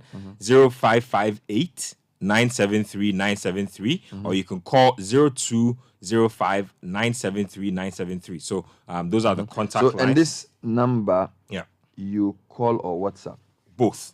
Both. Okay. So you can call, you can send to register for the national swimming championships. It's a partnership, like you mentioned, between Citi TV, Citi FM, and also the Ghana Swimming Association. And let me say, they've been very helpful in all of this. We've been doing this with them right from the get-go, right from the consultation stage, right from the technical things that need to be done. And like I was telling you, this is such serious business because we need almost 40 officials to be able to do this. So it just tells you how serious this is. In fact, because we are getting an automatic timing system with the Bukom pool, we'll probably cut down those numbers. If we were not getting an automatic timing system, we'll probably have needed 60 officials just for this swimming event. So that just tells you the magnitude of the event. And again, you should look out for features on these swimmers. We'll be having a lot of those on Citi TV, especially because, like I said, is this for just boys or boys and girls? Boys and girls. But how are you selecting the people? Is it that you do? You register? No. So most of it, like I rightly mentioned, a lot of people already belong to swimming clubs. Okay. Most of the people who are even calling in individually are already affiliated. And so for those people, we basically reroute them to their clubs because the clubs are in the know of everything we are doing. And so you go there, you register, you tell your club head, okay, I want to register for butterfly, I want to register for backstroke. That's what I can do. And so the clubs are really helping us to coordinate all of that. So it's very insane. So we are trying to sort of promote swimming. Get more talent into the pool, for want of a better way, pardon the pun. And hopefully by the time the next Olympic comes, we would have discovered Ghana's next best swimmer. And how about the thing, acrobatics that they normally do in the... Do we have that's diving. So you somersault, you go flipped about 3-4 times. That I haven't seen. We've not seen that. I haven't seen. I think that's a different specialty, but that I haven't seen. But it's also part of swimming, is it? It is. We will not be doing any of that. Okay. We will not be doing any of that. But like I mentioned, the Swim Association have been really great all the way through this one. We'll be profiling some of the swimmers because there are really good talents out there, and so we'll tell their story. Some people have their parents basically training them on swimming, and so it's very serious business. If you see again a guy like Abeku Jackson, his dad has taken an interest in promoting his interest all this while, right from childhood. Same with the Swain family, and so you realize that, like you're saying, you are letting your kids swim at this age. So it's very important. We are using this to raise awareness as well. Look, it's basically not just about the sport; it's a survival tactic. You need to learn how to swim. You need to learn how to swim. You don't know. You never know. Exactly. You don't know when you will find yourself in a position where you might have to employ your swim techniques. Like Sky said, he's equipped with his traditional swimming techniques. My challenge is that, the way the age we've reached, me and Nathan, the waters have had a fear. Oh no, see, again, right? I've been talking to you. Do you swim? I do actually, but I'm no expert. I've just started. But you can swim. You just go and put your legs. No. I know there are people who walk in the water. I'm not one of them. No, you can actually swim. You can dive. No, you're taking it too far. All right, so the National Swimming Championship is happening 15th and 16th July. Citi is doing this with the National Swimming Association. It's happening at the Trust Sports Emporium. Register yourself or your ward 0205 973 973 0558 973 973. Is there a payment to do to register? No, nothing. It's free. Just register and come and swim. And like we mentioned, your times will be recorded, and so this is not a recreational activity. This is serious competition. Yeah, this is serious competition. There will be certificates handed out at the end. There will be medals given out at the end. Wow. We will not be giving any medals to a certain age category because we don't promote that with certain age categories. But for a certain age upwards, we'll be giving them medals. Yes, so it's actually something that's really serious. Benjamin Nkitia is talking about the National Swimming Championship. Time check is 7:52.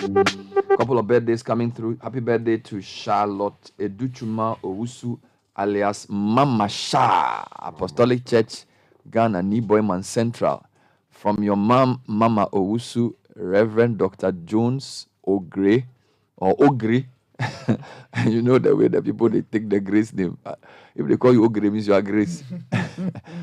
Rita, Linda, and Eva. They say we love you. These are typical tree. You know, like the Linda, names like that, Grace. You know, when you go to Kumasi, Eva. And when I was in Legon, a lot of my it's funny. I had like 3 or 4 friends, even more than 4, from the Ashanti region whose name is Eva.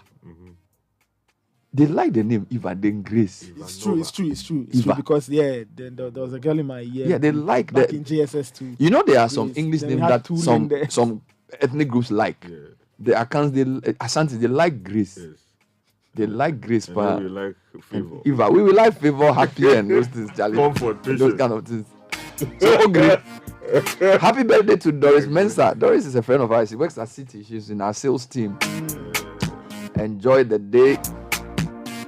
So there are some names. I'll tell something. I was telling something. There's a name like Abednego. All the Abednegos in my life are Gans. Oh, really? I don't know any Abednego. I don't know any Abednego who is not a Gan. Oh, okay. So here, you know. Do you know any Abednego who is not a Gan? There's one in my family. My sister decided that she wasn't going to give them. Because it's not a Gan. No. So here's what happened. Yeah. So, and, you know, I don't know. You know, she very like. She had the name. Crave, Papa. Yeah.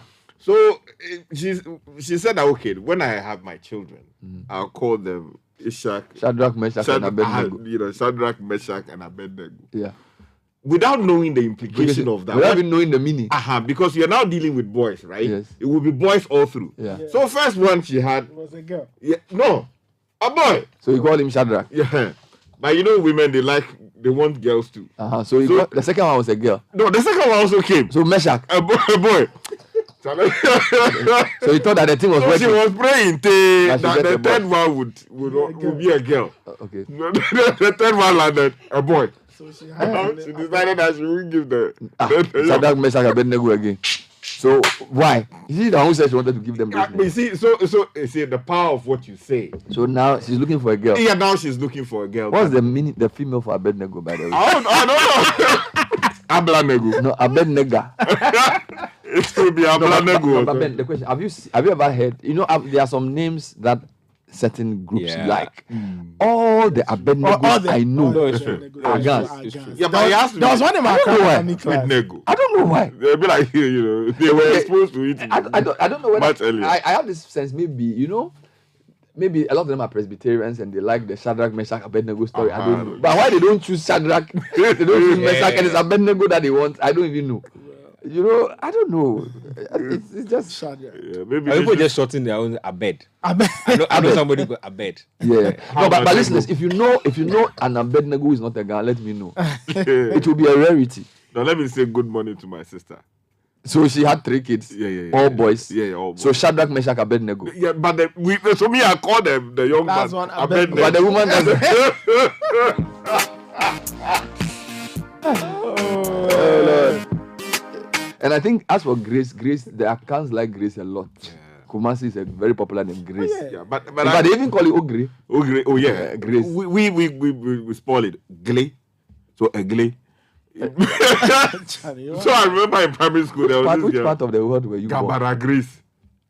And you mentioned surnames before first names. Yeah, Gabara Grace. So maybe say good morning to Gabara Grace. Okay, so listen, somebody has broken the theory. The MP for Bumpurugu is called Abednego. No, maybe his godfather was a guy. Charlie, send me the guy's full name. Because I've never all my Abednego friends are guys. Oh. So if there's an Abednego from the north, that's good. Because I've never seen, you know. Anyway, if you want a tissue, get Bell Pack. The tea roll is smooth and gentle on the skin. Same for Bell Pack kitchen towel. Cleans in one swipe. Switch to Bell Pack today and experience the perfect paper tissue, whether it's a table napkin, a pocket tissue, toilet roll, or kitchen towel. Call 0551 144 400. Another quality product from Belacqua. Sky, but I'm still worried. How do you have 83% of teachers writing? Okay, what we need to do is to find out what this licensure exam is. Yeah. All right, so is it like the bar exam? So that if you don't pass, you can't practice as a teacher. All right. Now, if they don't pass, I mean, have they always been writing the exam and has the failure rate been that high? I really need more information on this issue. Because 83% of candidates failing this exam is very scandalous. You know? What are they being taught in school? Happy birthday to my wife Nancy Kwe. May your cup overflow from your husband Tommy. Happy birthday to Mr. Abraham Ablomensa, Deputy Director, Capacity Building at Public Procurement Authority, a procurement specialist. May God's blessings be on him and blessings impact knowledge from your wife, Mrs. Dorcas Bole Ablomensa. Can you really call it savings or investment if all you keep doing is paying charges on the account? At Bayport, we believe an investment account should make you more money. That's why our fixed deposit has been the preferred choice for most Ghanaians for the last 20 years. Call us on 0302 745 454. The name Happy is always an Ewe, right? Yeah, that's right. My auntie's name is Happy Jaka. I don't know any Happy who is not an Ewe. Gans don't name people like Happy. Gans hardly even give English names. Oh, come on. Oh, really? Okay, let me put it this way. Most guys I know them by Ni or Na. But they do have a name somewhere. They may not use it. They don't really. Maybe when they baptize them or something, they give that name. They do. Some of them, as they go along, decide not to use it. Yeah, because the guys I know, they call them Ni or Na something. Yeah, like that. Like, for example, the MP. So, like Ni Apatu Plans, does he have an English name? You have to find out from him. Like the MP for the radio. MP. Nina Tevanda. Does he have an English name? Yes, he's Edwin. The name is lost. Yeah, that's right. It's lost because normally we'll call him. Because a lot of my new friends, I don't even know their English name. Some do. You are one of the few guys I know who even is called Nathan. Like who is called English name. Yeah, because that's it. Because most Ghana people, you call them need this, need that. I've had people who ask me, okay, why don't you refer to yourself as New? No, you are named after a great man. You have a street name after you, so your own there's a big name. If Nathan Kwa was my grandfather, I'll name myself after him. Oh yeah. Charlie Nathan Kwa is a big man. Yeah. Okay, where is the ambassador? So what of Thy will? Oh, it's where people call those names. They should stop that thing. They should stop it. It's not nice. Bernard, my former colleague at NCA, now in Parliament representing Bumpurugu, is called Abednego Bandim. Shorten Abed Bandim. I know Abed well because we both started in the Consumer and Corporate Affairs Division of NCA. But he prefers to be called Abed. So Abednego Bandim, he's probably a Catholic then. Most likely. Yeah, Abednego Bandim, Bumpurugu. So it's probably, the Abednego name is a very powerful name. You know? But why don't people call Shadrach and Meshach and they go to Abednego Street? There are a few Shadrachs. There are some, right? There are some. Yeah. But I'm getting confirmation for this. So Edwin says, Bernard, the Abednego thing is true. All the Abednegos I know, they are all Ghans. Wow. Yeah. Maybe it sounds like something else in Ghana. Oh, wow. Abednego. I don't know. Anyway, we'll bring you tech and social media trends now. It's 8:01. It's brought to us by Vodafone and also sponsored by FBN Bank. Vodafone's Odemu promo is finally here. Receive up to 20% of your money back in your Vodafone cash wallet when you recharge with 5 cedis or more. You can even send credit to a friend and they will receive up to 20% instant cash. Recharge with 5 cedis or more from your preferred short code, your Vodafone cash wallet, credit transfer, my WhatsApp, my Vodafone app, or other preferred payment platforms. Vodafone further together. Segment also brought to you by FBN Bank. We're encouraging you to put your children on their way to financial independence with Kids First account designed for children up to age 12. And then the teenagers, there's the Me First account, 13 to 17. Call of FBN Bank on 059-6921-921 or visit any FBN branch. Or go to our website, fbnbankghana.com.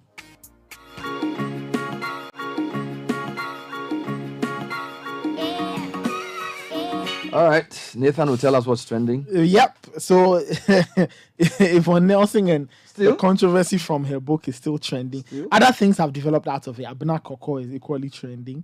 Landlord is trending. That's Sarkodie's nickname. So people are still talking about that. On the sporting side of things, Fabrizio is trending. Fabrizio Romano, Italian football journalist and transfer insider.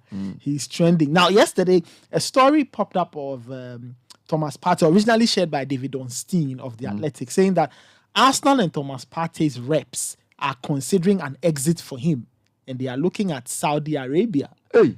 So that's what's happening. So Fabrizio has been tweeting that and other transfer How long has news. he played in Arsenal? 3 years. Okay. Is it So- money issue now?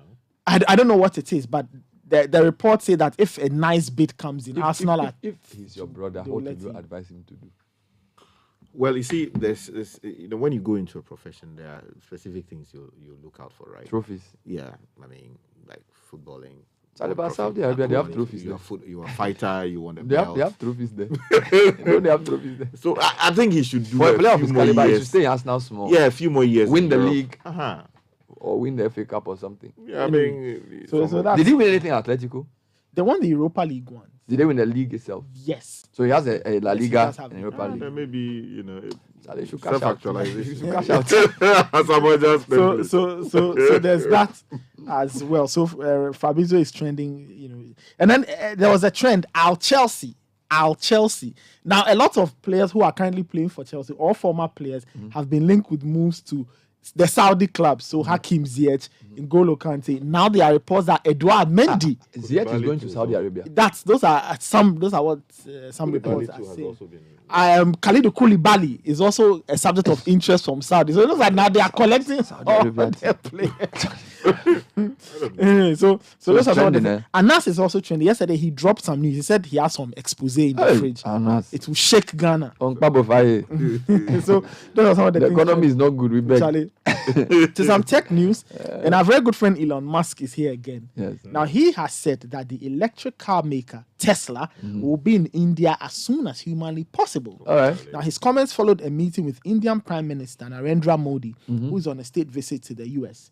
The Indian government said it had invited Mr. Musk to explore investment opportunities in electric mobility and the commercial space sector. I saw a video yesterday of two of the world's richest men. Steve, what's his name? Bill Gates and Aliko Dangote going to visit the new president of Nigeria. Yeah, that's right. Nathan, even the car they were sitting in, it was a simple car. Somebody opened the door. 3 officers came to greet them. There was no police, no soldier, nothing. They went straight to the man's office. The man too came out. They must have had, I believe, dispatch rider to lead. Yeah, but for me, it's Sky. The level of those men. The simplicity. Yeah, and then when they met the man, it was a simple, it's like the man also just walked normally, shook their hands, sat down, and they started talking. Yeah, It's like, that level. is it possible to do things so simply? At that level, it's simple like that. It is here that we complicate matters.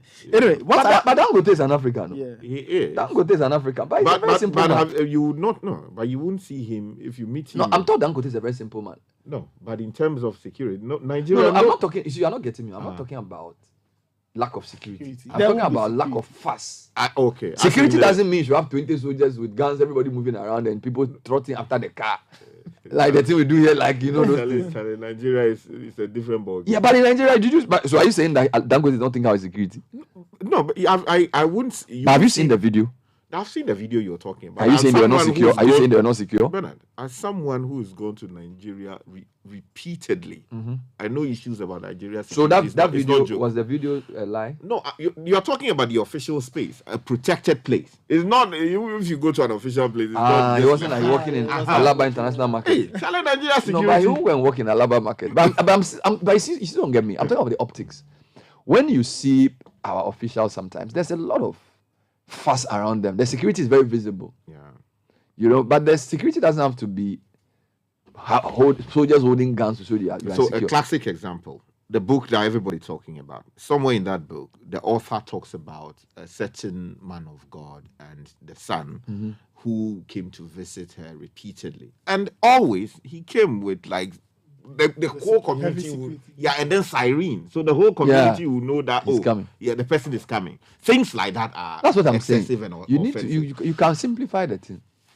And you can also be secure without being visibly intimidating. That's true. Yeah. That's true. So Nathan, thank you for leading us astray.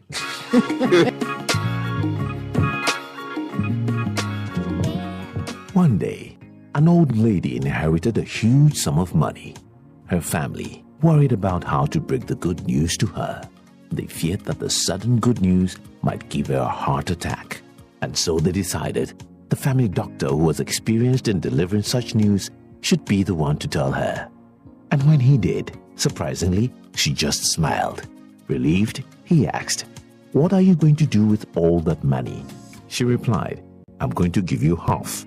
The doctor had a heart attack. People are often surprised when we put them first. At FBN Bank, that's what we do. We put you first. Open an account with us today and enjoy mobile banking, USSD banking, shop and pay with our prepaid Visa cards, MasterCard, and many other services designed with you in mind. FBN Bank, you first. Brother Bernard. Yes? Onya, this morning I'm very hungry. Please, let's go and buy gobe. This time, I want her to add small salad, really, small talia, and soft cocoa, specially made for me. Pay, you know how I like to customize my food. Hey, because of what? You think say you buy Vodafone made for me bundle offers? *530# is the code to get the best value offers made just for you for as low as 1 Ghana cedi. Hey, Brother Bernard, so you've been hiding Vodafone made for me bundles from me? Oh, just dial *530#. Feel special with the Vodafone made for me bundle offers. Get unbeatable best value offers from voice, data, or voice plus data bundles made just for you. Dial *530# to subscribe to Vodafone made for me bundle offers or download my Vodafone app today. Vodafone, further together. Join the conversation on the Citi Breakfast Show on Facebook at facebook.com/Citi97.3, Twitter at twitter.com/Citi973, and Instagram at instagram.com/Citi973 with the hashtag CitiCBS.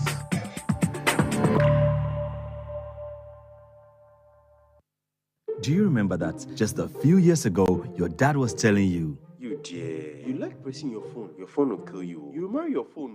Now it is he who can't put his phone down. WhatsApp, Facebook, TikTok, every minute. Now he updates you on trend. As for you, you won't complain. No, you won't judge dad. You will get him a very good Samsung smartphone on discount this Father's Day. And you know he will love you for it. From 8th to 19th June, buy the Galaxy Z Fold 4 and get a 1,500 Ghana cedis discount. Get a good deal on any Samsung Galaxy A14, A04s, A04 and A04e. Get a free case when you buy a Galaxy A03 core as well. This offer is available at all Samsung authorized stores now. You're a good child and you're getting a good deal from Samsung this Father's Day. Terms and conditions apply.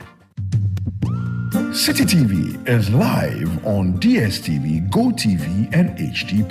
On DSTV, find us on channel 363. On GoTV, we're on channel 117, and on HD+, get us on channel 108. On a digital TV, run a new search, but take note that without an antenna, you cannot access Citi TV. Citi TV can be accessed on any free-to-air digital box like the GoTV and HD+ boxes. Citi TV, it's your world. There's no price like the ShopRite price. That's why we are committed to bringing you lower prices on all the essentials you need. Like 1.3 Sadia whole frozen chicken, only 49 cedis, 99 pesos worth. And 1 liter Kamesa juice assorted, just 23 cedis, 99 pesos each. Never pay more than the ShopRite price. Prices valid until 25th June, only at ShopRite.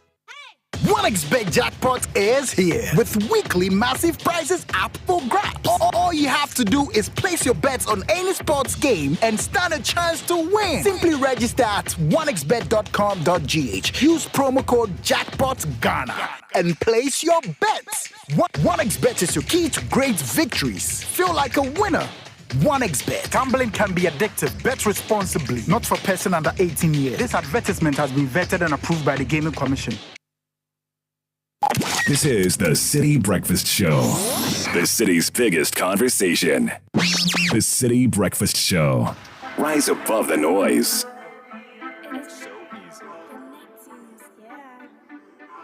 Charlie, how you did? Charlie, what's up? Me, I did. How you doing? Managing. I be that job. You be cool, side no damaging. And your girl? Oh, she did. She just chop a birthday. And your mommy? Cool cry. She did church on Sunday. What be the move? Oh, my guy. Couple of moves up by. I did do some running. If I hit, then I buy. And yourself? Oh, normal. I did like I know day. I just choke cool. One corner the West payday. Inshallah, this year they are for marry. The Yanum, no people Sunday, my Gary. Ha ha, hee hee, ha ha, hee hee. I be you, Bob. Make we link up. Better time, be you, Bob. Zero CDs in my savings, but at least I know pay the lights bill, but at least job side has. So 8:13 Citi Breakfast Show. Everybody wants the best thing that pushes them to do better, to reach peak performance. Your car deserves this too. That's why your best bet is to give it Shell Helix engine oil, specially designed to bring out the best in your engine, protecting it from wear and tear while providing the power and performance needed to give you the best ride every time. So whether you're cruising on the open road or battling with busy traffic, Shell Helix will keep your engine running smoothly. Choose Shell Helix lubricants for the ultimate power, performance, and protection. My new guy, I met him in church. Bible studies, God fearing. I think it works. And you? Oh, me. Right now, I'm focused on my studies, getting my third degree. Steady, but someone prop. Well, if you have more work to do, don't say much. I just have what you need to help you choke the hunger. Royal King Cracker is helping you do more by adding extra crackers in each pack just for you. So now you can get through all that work with Royal King Cracker and tackle the wache after that. Royal King Cracker, choke your hunger. Now, TDC is issuing a final notice to all debtors. So if you are owing land, land management fees, license fees, ground rent, and all of that, TDC says pay via the following means. 1, go to a GCB bank nationwide or use a mobile money short code *737 *46#. Go to the Ashaiman sub office opposite Joe Cinema at Ashaiman Market or the TDC head office near Olam Senior High School. All such debtors and defaulters are reminded that the company will exercise its right to recover possession of the affected plots and premises and redeem the outstanding amounts owed without further recourse to them if payments are not made by June 30. Times are hard, but one thing on everyone's mind is cash. Whether it's cash to pay the bills, to pay your kids' school fees, to do your home improvements. Societe Generale has got your back. They've brought the Yatisu Loans promo, and they are offering amazingly discounted interest rates on their loans for both customers and non-customers. Call them on 0302-214-314. Promo ends on the 7th of August. So Societe Generale Ghana, the future is you. Don't forget, later this morning on the City Business Festival on a series, my guest is the Director of Business Banking at Absa, Grace Enim Yeboah. Should be talking about financing retail. It's part of our conversation about the retail and consumer market. That's at 9:05. Watch out for that interview. All right. Yeah, a few more. The University of Ghana School of Law has 19 MA and LLM programs. For those who are interested, call them on 0531-282-413 or 0531-330-203 and find out how you can enroll. Visit their website, law.ug.edu.gh/masters. University of Ghana School of Law, the best place to be. Now, stigmatization and discrimination against persons living with HIV and TB patients are major human rights barriers affecting the uptake and quality of health services and other support systems. We all need to join the fight against stigmatization and discrimination. So you can call WAPCAS. Now, WAPCAS is the Ghana West Africa program to combat AIDS and STI, and they are collaborating with Women in Law and Development Africa, WILDAF, and so they are both fighting against stigmatization and discrimination. Get in touch with them on 0800-123-555 or 0204-917-521. All right, let's hear more about this teaching issue. 83.5% of candidates for the 2023 Ghana Teacher Licensure Examination conducted last month failed. This result was released by the National Teaching Council after the teachers wrote the receipt papers.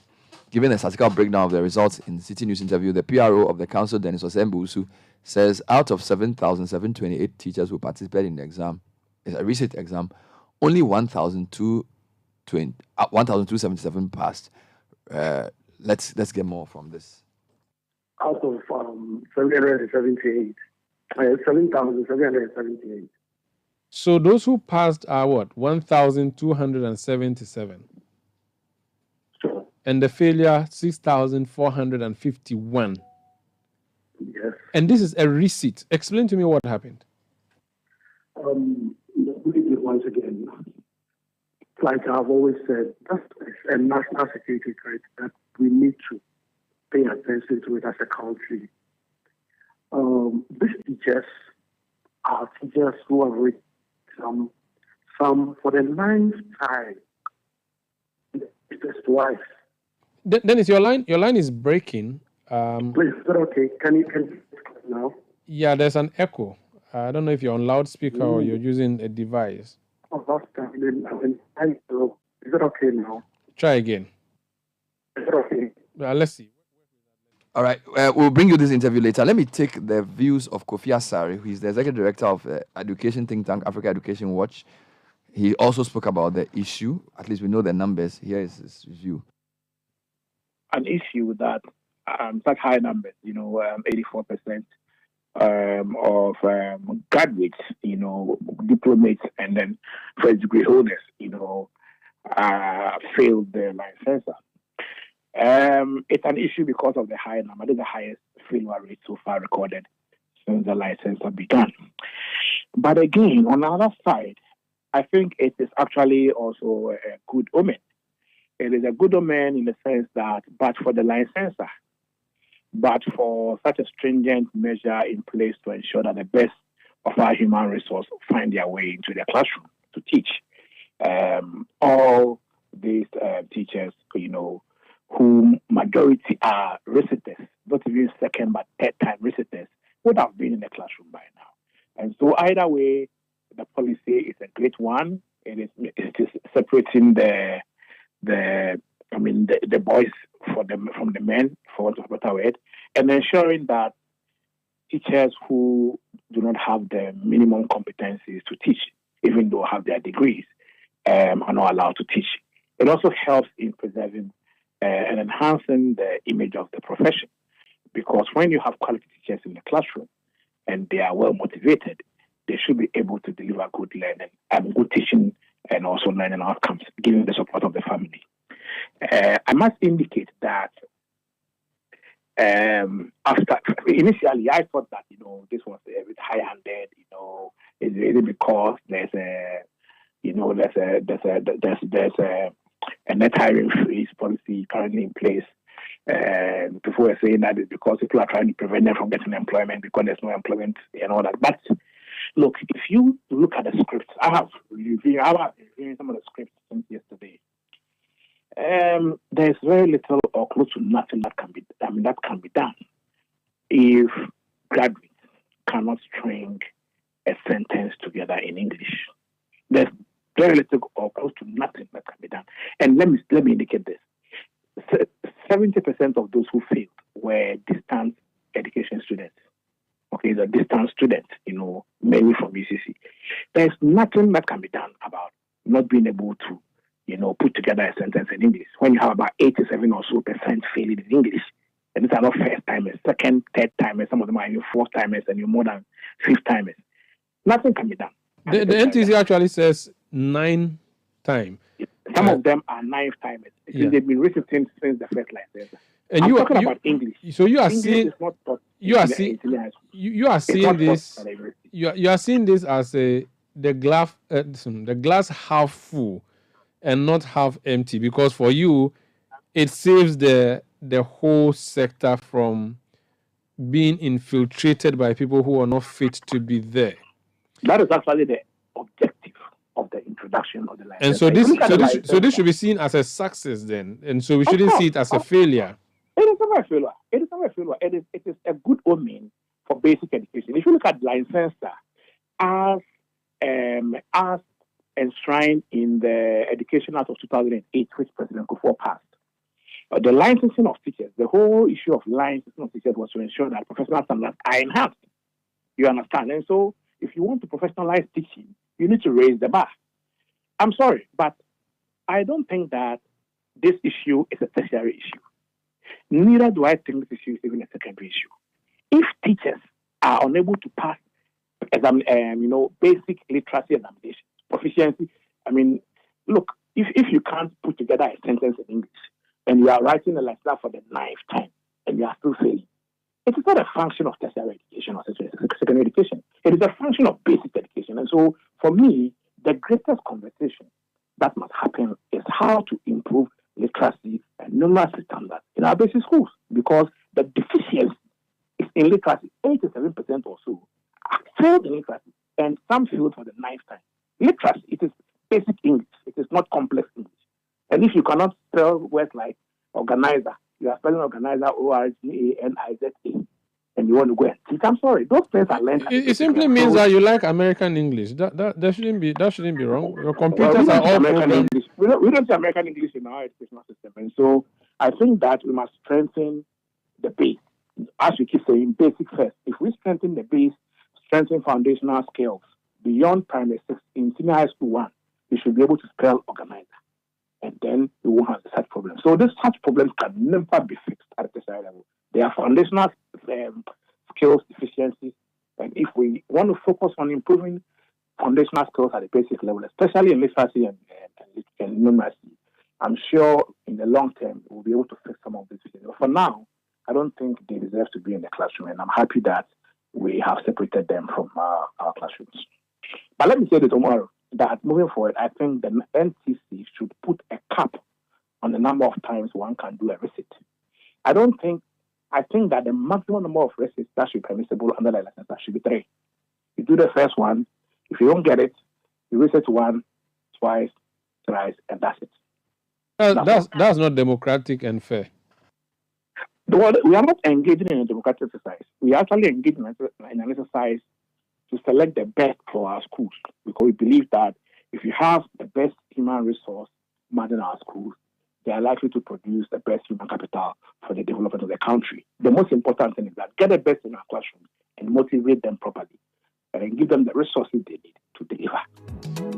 Kofi Asare of Africa Education Watch, really shocking the levels, particularly in English. Let's hear from the General Secretary of the Ghana National Association of Teachers, Thomas Musa, who was also interviewed on this matter of the massive failure of teachers in the national teacher licensure exams. Why do I say that it's a national issue? Number one, is because of the Sustainable Development Goals, because of specifically Goal 4, that says that we should not leave anyone behind.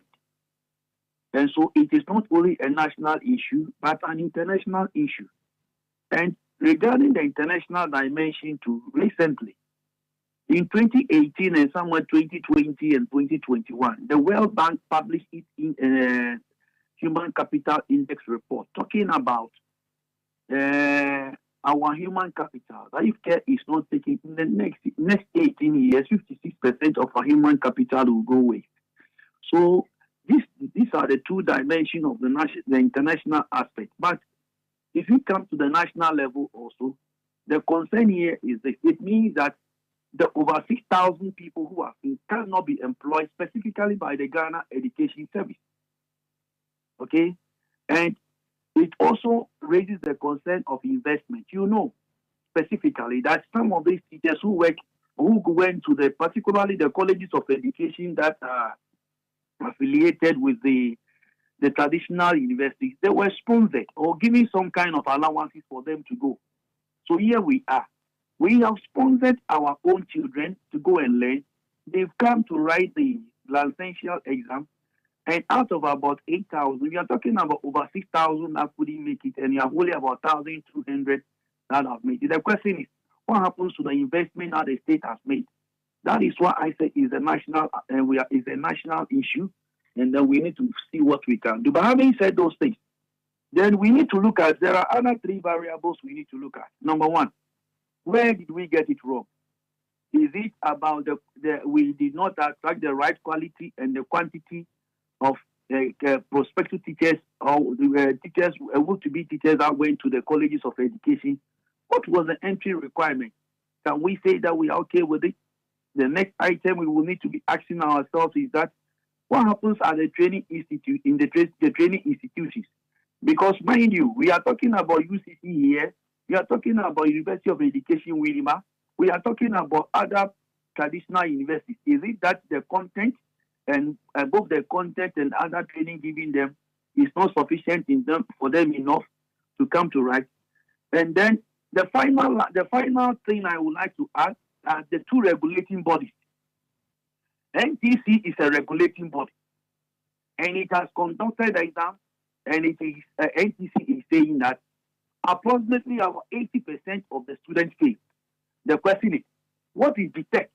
That is the regulating body governing our supervises all these training institutions? What do they have to say?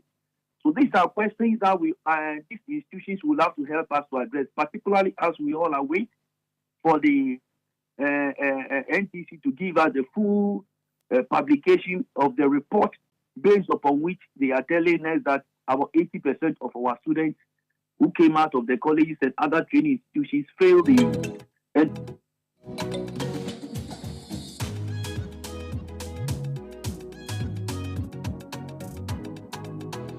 All right, so that was Thomas Musa. So apparently he's saying that the people include university graduates.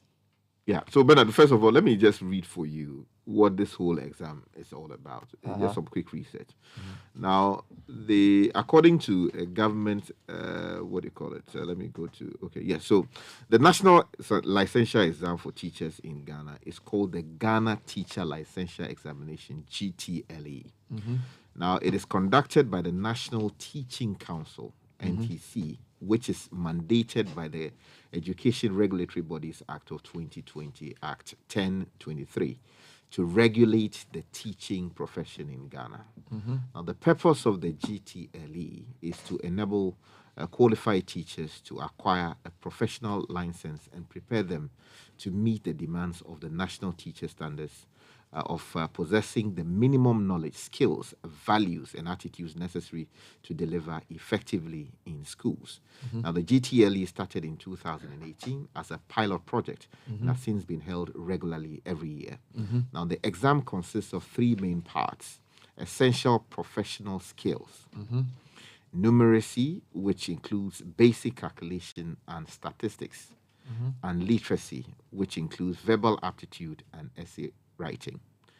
Now, the exam is held at various centers across the country, and candidates are required to register online and pay a fee depending on their status as fresh or resitting candidates.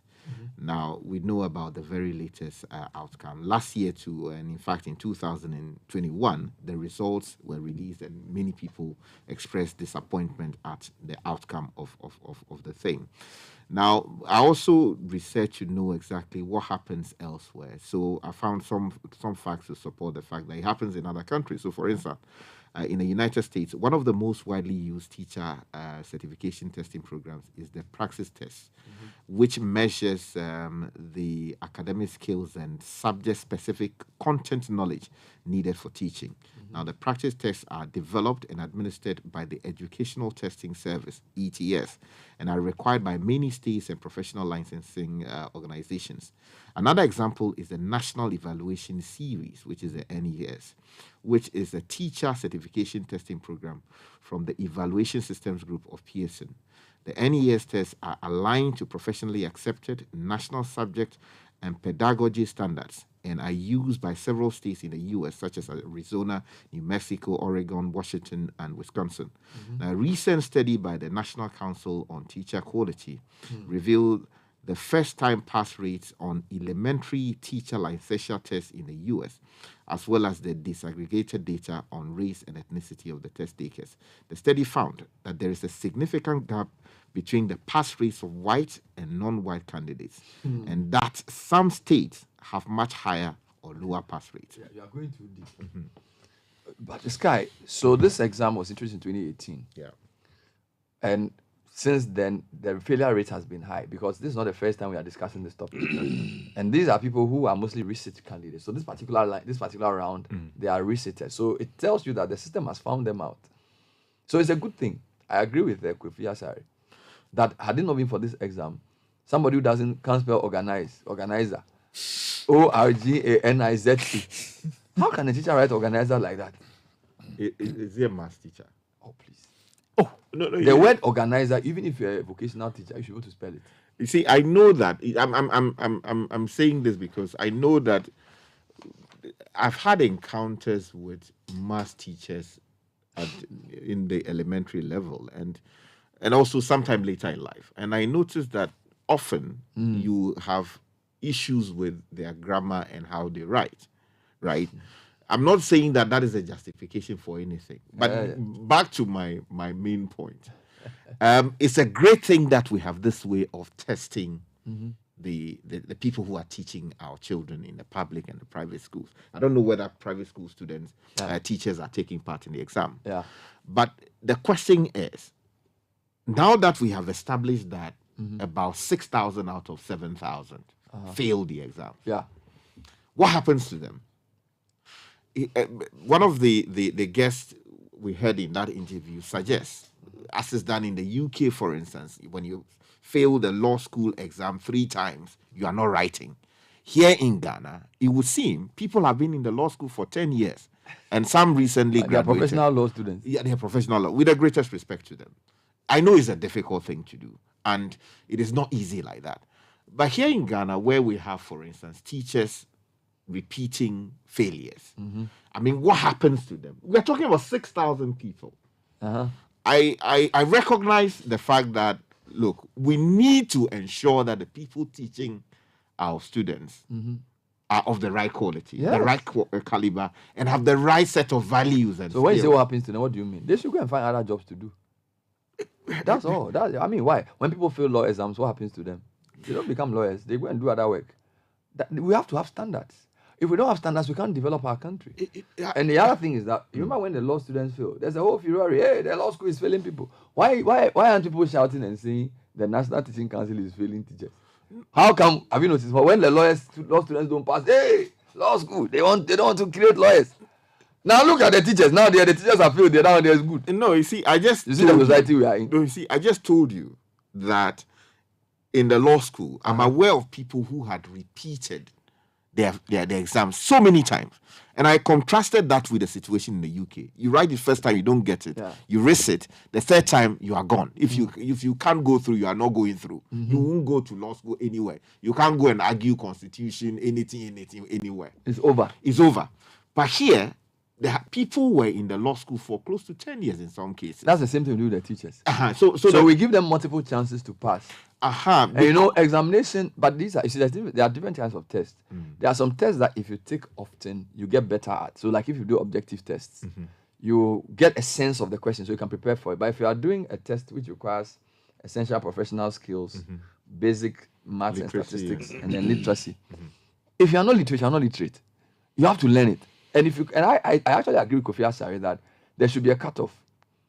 4 or 5 times. Yeah, but Bernard, that is my concern. And you say they should go and do it. They should go and look for. There are so many jobs in this country you can do without needing to be literate. Bernard, you have to look at the recent numbers. No, you don't get it. There's no. We shouldn't entertain any discussion about sympathy or no. If the person cannot pass their teacher essential exam, they should go and look for other jobs that don't require them to do that knowledge. Wait, let me ask you. I just told you that. Yes. In my life, I've seen people teaching maths or accounting struggle with English. Are you saying that although they are, they would explain the concept? Not just English, Sky. They said there are 3 tests: essential professional skills, basic maths and stats, and then literacy, all put together. You need a certain minimum mark to pass. Now, if I don't know how they calculate it, but if you fail, it means that when they weigh all the 3, I'm sure they attach weights to the 3 areas. You are not qualified to be a teacher. Even if you're an English teacher, you must know some basic mathematics. If you're a maths teacher, you must know some basic English. So let's not make it like somebody send a message right now and says, oh, Bernard, some teachers are training to teach batik and tie and dye. How come the teacher essential exam? Bernard, you see, we should not go into those things. We should go there because it's like a nursing licensure exam. You can't say that I'm a specialist community nurse or I'm a mental health nurse. So if I fail the nursing exam, I can be a nurse because my area of specialty didn't come. That's why they call it a basic license. These are the basics every teacher must know. Whether you're even teaching ever, you must pass the licensure exam because having a working knowledge of English and maths is important for what you ever going to teach that child. And I'm saying that I thank God for whoever brought this exam because we would have had these people. Napo, yes. Would have. In fact, I think we should name the house after him. It's very good. That's another matter. Please don't go there. That's another matter. The amount for people like I beg you. I want to provoke him. Now there must be Sky. Think about it. If Sky, for me, look, we complain about some of the journalists we work with. Sometimes we complain about a lot of standards falling. The place where standards start falling is the teaching. Because look, if the teaching goes bad, all of us who go through the teaching, whether we are doctors, lawyers, architects, engineers, or whatever, we all get contaminated by the teacher. So you can even argue that a lot of the standard, like when you see writing, even the caliber of text messages you get, you read and say, these guys, is it that they are using short forms or they can't write? It starts with the teacher. So I think that this is very, very important. No, Bernard. And the teachers, after they fail 5-6 times, they should not be allowed to write again. You see, Bernard, first of all, I'm making an argument, first of all, recognizing the fact that teachers are not only the problem. We have underinvestment in the educational system. Haven't you been told that there are many schools that are still being taught under trees? Syllabus not ready. Wait. Let me make. I'm making a holistic submission. Okay, please. You know, if you don't sit in a proper environment to study, as a student, yes, no matter who is teaching you, you are likely to have some deficit, right?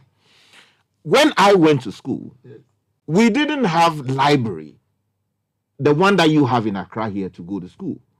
The textbooks that were there, either rats had eating them, and they locked them in some chop box, be like that. You understand? We did not have access to that, because even that, the question of whether they should even release it in the first place. Fair enough. The roofs were leaking constantly because the roofing sheets that were there, you see the sun going through them. All that. What I'm saying is that if you study in that environment, and there is no greater sense of urgency later to develop yourself, you will become one of the people in the schooling system who is teaching people the way we are complaining about. So I'm saying that hold on. It is fair. These people have finished either training college or some tertiary institution to become teachers. So the other question is that how did they even pass the basics? How did they even pass to get into the teacher training college? Okay, so because if what Kofi Asare is telling us in terms of the kinds of things these people wrote is anything to go by, then the educational system is in real trouble. It's not just the teacher licensure, it's even the people who qualify for it. In fact, I'll tell you something.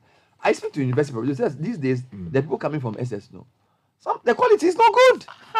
They are getting they are passing, but they are not. They are weak. Let's even talk about how the assessment is done. How is the assessment done for this particular one? No, I'm talking about teaching generally.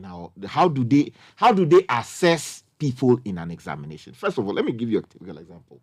When I went to the UK, one of the first things I did was a question given to us. In fact, that we should criticize a judgment. I was to criticize Lord Denning's judgment, right? Lord Denning. With your Adafia new training. With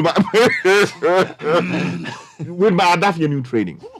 You see, when you extrapolate that, if that is the right word, when you turn it around, and that's right, what we do here in Ghana, even at a law school, with the greatest respect to you are not giving such questions to us. Yeah, you see, it is like this. How is can you criticize the judge? You see, so you don't see that. Yes. You understand? So it is more like you mold the thing, as we say, and then like, reproduce. Yeah, you understand. So you are not taught how to critically evaluate things based on your own understanding of the material. You understand? Right. So what I'm saying is that even in our schools here, tertiary level, we are still doing what do you call it? How do you Chew and pour, and this one, the ABCD. How do you call it? Multiple answer question. Yes, objectives. Instead of writing essays on materials to answer questions. Yes, sir. So the question, the point I'm making is that while it is okay to raise alarm over the quality of people teaching our children, we should also have a critical look at the quality of materials we are giving to teachers to teach our people. That is true, but for today that argument will not hold. That is true every day. You cannot delink it. You see, Sky, for me, the original premise that you started was faulty. You were like, like the 5,000-6,000 people, what should they go and do? Yeah, what should they go and do? I don't know why that should even be a question. Okay, somebody wanted to be a doctor. He went to Legon. He didn't pass to become a doctor. What will he go and do? He'll go and do something else. No, you see, every profession must have standards. It is only you and I are professions that anybody can enter and do. Hold on. You see, there's a difference. Yes, there's a difference. Sky, to be a lawyer, you need to pass. To be an architect, to be an engineer, to be a doctor, to be a teacher. The people went to the teacher training colleges and passed the exams. That's the academic exam. Wait. You see, so it is. So I can go to Legon and pass and get my LLB. But to be a lawyer, I must pass the bar. No, it's a different thing. So it's the same thing. So recently, professional is that? Wait, let me give you a typical. I can go to Lagos and do accounting. No, and get first class. If I want to be a chartered accountant, I must pass ACC. No, you see, in this case, they passed, and were given opportunity to become teachers. Now the regulator is saying that before you get the license to continue teaching, after the fact, you understand? Yes. So they were. It's like. We went to because there are multiple schools teaching. You see, the purpose of a licensure exam, and I think I agree with the Ministry of Education. See, you can go to many schools to say you want to be a teacher. There are people who even teach without going to a proper teacher training college. I used to teach when I finished SSS. Likewise. Okay. Now, if did I you have a license? I did not. So in this dispensation, if the school wants to be in good standing, I can't teach. I see that. Do you understand? So what I'm saying is that, and by the way, I don't know the level of the exam, but if you have 5 A's at SS from pre-sec, you'll be able to pass that licensure exam. It's not the same thing. You see, you can pass essential professional information, basic mathematics and statistics, basic literacy. You know what basic literacy means? See, you'll be surprised going into the records of these guys at the JSS or maybe SSS level. And you see that these guys did fantastically. So are you trying to say that the teacher license exam is some unnecessary bottleneck that is disqualifying people? No, I'm not saying that. If you are properly trained in any institution to make you teach a child, you should be able to pass this exam. It is not as simple as that. So what is it? What is it that we can't understand? I'm saying that, you see, you can have someone who is good at teaching mathematics, who may have a problem expressing himself and writing thereof. But the exam is not just English. The exam is 3 levels. It's a numeracy, literacy. So if you are good numerically, you should be able to pass the exam. But how do you teach maths if you are not literate? If you are not literate, how are you teaching them? But maths is how do you teach maths? I think they have to explain better to us, because the reason I'm making the point is that the man said that someone wrote organizer with ZA. Yes, it is not the American. It's not the American. It's just misspelling. Yes, which could even be a question of shorthand, because these days. Hold on. Which shorthand will write organizer with ZA? But you know what we do with Facebook, Twitter, Instagram, and all these things these days. Bernard, you are struggling. No, I'm not struggling. I'm making a point based on the deficit we have in our system. Which is why we need a the quality of training and teaching. Something. Standards are not meant for privileged people. It's like Ghana Standards Authority. They have a standard for which, if you want to bring a thermometer into Ghana, it must meet. Whether you are producing a thermometer in Swami Magazine, in Adapianu, or at Silicon Valley, the GSA doesn't want you to inflict that thermometer on a patient if it has not passed a certain level. So we cannot say that we have not had a good industrial sector. We are not starting industrialization. So some people call Kofi and Amma company are starting a thermometer. But because we want to boost industrialization, let's allow them to pass the standard test so that they can start using their thermometer. Professor, what's his name? Dodo will not agree. Okay. He doesn't know what training you have. He's been put there to save people's lives as a standard. Without standards, we cannot improve as a society. And teaching is the most basic profession. If a teacher cannot read or write properly, he should come nowhere near a classroom to inflict that thing on students. I am saying, kudos to the guys who do the licensure exam. They should now make it that if you write it 3 times and you fail, go and look for another way to do it. They should cap it. They can't write a licensure exam 9 times. Cap it. If we fix teaching, pay teachers better. In fact, let's have a premium for teachers who pass the exam. Give them a better pension. Give all teachers cars. Give them houses. Let's raise the level of people who teach. You are a good law student. Imagine if you're in the classroom. Look at your brain. Teaching class 4 students. Reasoning. They will become better. To improve society, we must pay teachers more. And by the way to pay teachers more is to select only best people to become teachers. Teaching should not be a profession for people who just want something to do. Okay. What should the 6,000 do? They should go and look for another work. Or they should go and improve themselves before they are allowed to teach. And if you fail after 3 attempts, go back and do something else. That's the best way to save this country, is to improve the quality of people who teach our children. Which is why I'm saying increase their salary. Because teaching is, all of us are here because of teachers. All of us are here because of teachers. So you can't have a teacher who's writing organizer with a Are you saying that you've not had a teacher who had issues with bad calculation, bad English, or bad math, and yet you have made it this far. Do you want to talk? No. You see, the point I'm making is No. Yeah, Sky. Today you are off. You are offside. No. You see, let's even change the topic. I don't even know where you're going. We can't. God help me. I don't understand what this guy is saying. What are you doing today? Because if these 6,000 people have a right to work, Bernard, they should go and do something else. You see, but have they been denied their right to work? They have not been denied their right to work. So people have a right to work. So why aren't you employing the number of people sending applications that they want to work? Why aren't you employing them? Go into your inbox. Even yesterday, somebody sent you applications that want to work. Employ the person. Employ the person. What are you doing today? You are just being notorious this morning. You have a relative who has failed the exam. Bernard, I'm speaking for 6,000 people. You are not speaking for anybody. Who most likely have been badly trained by the Republic of Ghana, by reason of lack of investment, which is why we are very little investment. In 2018, and the Minister of Education thought it wise to come up with a teacher licensure exam to prevent these people from inflicting their ignorance on our children. Let me ignorance inflicted on them by the state. That's the Republic of Ghana. You can't perpetuate. Sky, two wrongs don't make a right. If you've been badly trained as a teacher, it doesn't give you a natural right to go and badly train our students. So deal with your bad training. Don't come and inflict on our children. You don't teach. Simple. You don't teach. Simple. There's nothing you do. If you move emotion, we'll go against it. Simple. If you use parliament, we'll block you. Simple. They are not going to. In fact, they should not write the exam again. We want the capping. They should cap it 4 times. Maximum 3. 3. If you fail it thrice, go and find something else to do.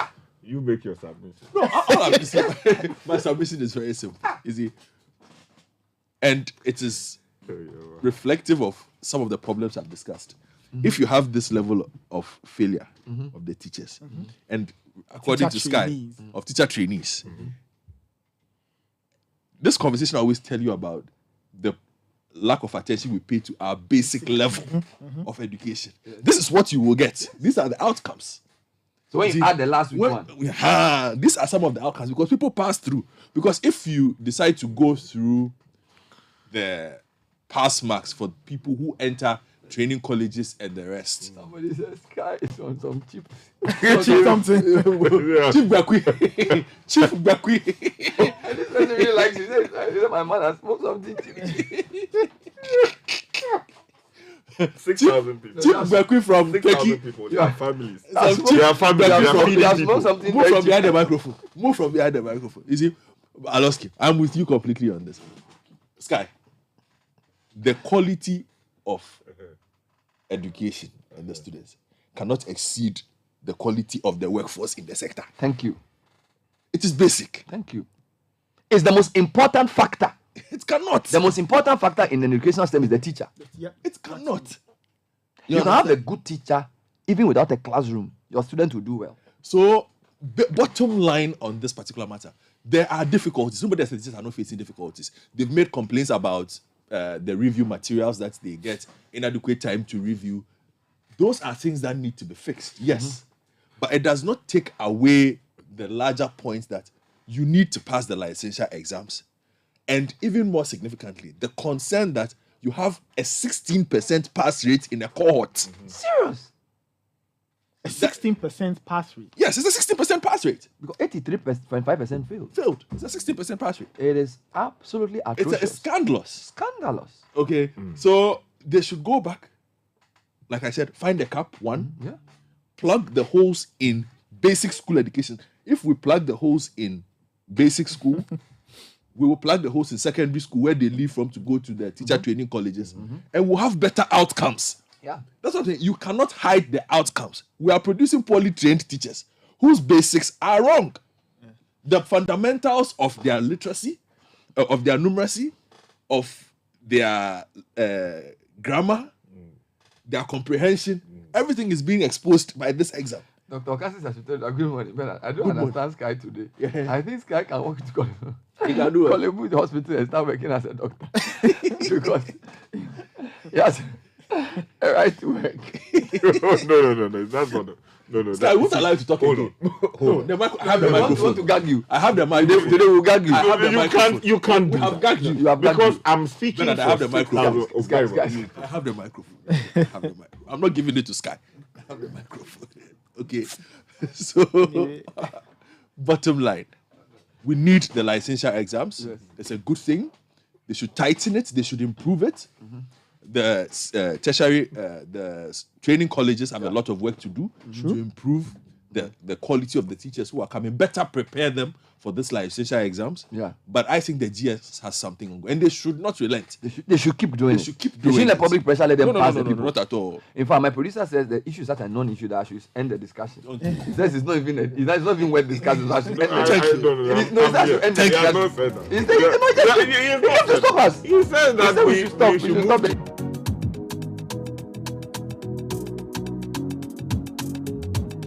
Oh my God. Charlie Sky, today your fans, they say you're a shock fan. They say you're supposed to we're quick from people. Charlie. This guy there. So this guy has smoked something. They say today it makes you. Now, if you want to study in the UK, USA, Canada, Grenada, Germany, or France or Ghana, the ISAS Connect EduFair is the place to be on the 23rd of June at Holiday Inn, Pra Hall at 9 a.m. Come and interact with reps from renowned universities abroad and known all about their courses, how to apply, scholarships, tuition fees, accommodation. Get the chance to have your application on the spot for free. Call ISAS on 0279 400 001 or 0279 400 002. Well, let's talk to Absa. As part of its innate culture of always staying ahead of the competition and meeting customers at the point of need, Absa Bank Ghana has launched a game-changing financial services platform for its corporate and institutional customers in Ghana and the sub-region. Now, the platform is called Absa Access. It's touted as the answer to the often insatiable quest by customers for a more bespoke and 360 financial services platform that addresses every need or request. So this morning I've been joined by Kobina Amwa, who's the head of Absa Bank's transactional banking team, to help make sense of the new service. Good morning. Good morning, Bernard. It's been a while. How are you? Great. Good to be here. Good to see you. I didn't know you were still hiding at Absa. You know? Yeah, Absa is a big bank. Absolutely. So tell me about Absa Access.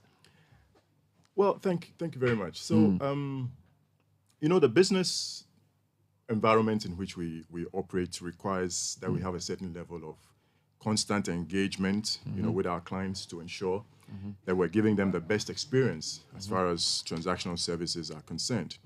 Now, what is obvious with all our clients is that clients increasingly require access to convenient banking services where they can have complete oversight of their daily transactions, etc. And this is where Absa Access comes in.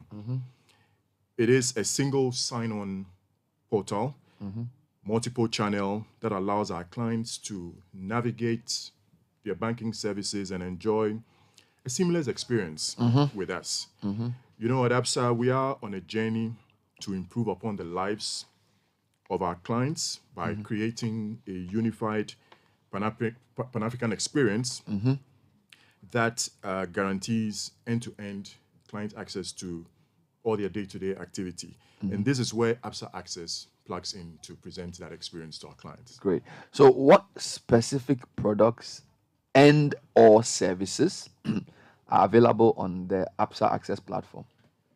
So one of the key ones we can talk about is our domestic and international payments. All right. Now here, clients can enjoy simple, secure, cost-effective domestic payment processing. So call it your salary processing, payment to suppliers, vendors. Clients can initiate all those payments right from the channel. And this gives you a good view of cash flows and also your transaction statuses. You're able to generate remittance advices that can be shared with the beneficiaries of those payments. And all of this happens in a space of real-time transactional activity. Does it support mobile or bulk mobile payments? Absolutely. So one of the game-changing things that we've done within Absa Access framework is to partner with all the three major telcos. So MTN, Vodafone, Airtel, Tigo. And by doing this groundbreaking solution, our clients are able to initiate payments directly from their accounts straight to mobile wallets of beneficiaries. And this you can do through a bulk file upload. So you initiate a bulk file upload, it goes through an approval process, and immediately it goes through a composite file splitting to the various MNOs. Wallets are accredited, and in real time, you have updates on successful transactions. Any returned items are automatically credited back to your account. I'm tempted to ask you how long it's been taking you to put this together to build. But before that, how does one get on the platform? Simple process. There's an onboarding form that our corporate clients, business banking clients complete. Once that is done, it goes through an onboarding process. The beneficiaries who are entitled to the various services on the channel would receive email notifications. Once they receive the notifications, they register their profiles, they activate their profiles, and you're on. Let's talk about how the Absa Access platform supports biller and regulatory payments. Great. Which are really important. So again, you know that verified payments, as we call it within the space, allows a seamless connection between your collectors and your receivers. So let's say you're making a GRA payment or you're making a SEPS payment. You can initiate those biller type payments directly from Absa Access by entering your customer ID. It automatically retrieves whatever you're owing the institution, and so you're able to pay against an accurate, indebted value. You immediately receive your receipts. Your account with the vendor is also immediately updated, and so there's nothing like a disruption of service because a payment has not gone through readily or anything like that. Wonderful. And that's one of the things we're achieving through. Yeah. We're talking to the head of Absa's transactional banking, Absa Bank's transactional banking team. He's in the person of Kobina Amwa. They have introduced a very new system. It's called Absa Access, and it really is a platform that brings all your banking needs together and solves it at one point. Now, let's talk about how businesses can benefit from the Absa Access platform. So, for example, I'm a business, I have to do a trade payment, right? How can I benefit, or how can the Absa Access platform help me in my trade payments? Excellent. So, again, within the Absa Access channel framework, we had what we call the Trade Management Online, or the TMO. And essentially, what the TMO provides is access to trade finance products, so that as a business, all your trade finance activities, whether they are, bill payments, letters of credit, bank guarantees, trade loans, documentary collections, all of these can be initiated right off the Absa Access Trade Management Online portal. Wow. And once it goes through, it comes through to the bank. And it's a breeze, because then it cuts out all the manual processes of having to submit documentation to the bank and the delays associated with your trade activity. And all of that is housed within. Do I need to be in Ghana to use this platform? Actually, the beauty about Absa Access again is that because it's a web-enabled system, you're able to access it from just about anywhere that you are. And as a bank being Pan-African, we have presence across multiple countries in Africa. We do have global clients that sit in different continents. Absa Access provides you with that 24-hour access, and it's highly secure, because once you log on, it uses what we call the digital certificates and also mobile two-factor authentication, which means that your security is guaranteed end-to-end wherever you are accessing the channel. And is this accessible on mobile devices? Yes, you can actually log on, complemented by a mobile app, which there's also an app. Provides you the Wonderful. Absa Access two-factor authentication, and that allows you to. So you can practically work from anywhere. You can bank from anywhere. You can do transactions from anywhere. Wow. Web-based, yes. So it means your relationship manager is a threatened species, because a lot of us, it's our relationship managers who help us to go through all these things. So basically, once you get used to the platform, you can self-navigate. Absolutely. You can self-navigate. And now the security is a highly intuitive system as well, so you can actually pick up, stuff as you navigate along. And then you talk about two-factor authentication. How important is that for security? Because for any technological infrastructure you put in place, security is so critical. Yeah. How important is having this two-factor thing as a way of preventing fraud? Absolutely, yes. And again, in the times in which we find ourselves, we know how critical security is, especially within a financial environment.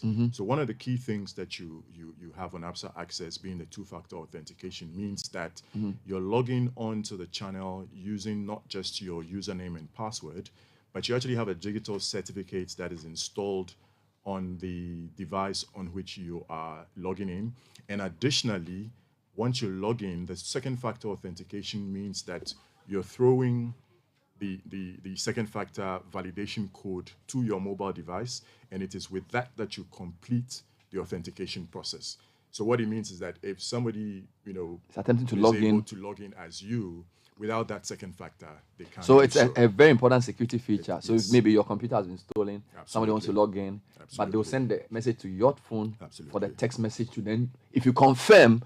So it's a very, very important thing. And I need to emphasize this because most people, when they enter even their social media and they're asked to do two-factor, you're like, oh, it's a waste of my time. It's very, very important. It's a critical component. Wonderful. Especially Now, is this open to all categories of bank customers for Absa? So do I need to be like a certain level of money before I can come in, or even a basic customer can use this? As you know, as a bank, we're catering to the entire value chain within the business. So essentially, Absa Access is targeted at our corporate and business banking clients. Corporate and business banking. Yes. So big, medium, not small for now. Because corporate is at the top, business, which is funny because the director of business banking is my next guest. Grace and him, we spoke about, we're talking about like financing retail. So I think he's given us a nice breakdown. So look, Kobina, final words from you, head of transactional banking. Any final thoughts before you go? Well, at Absa, certainly, we are on a journey.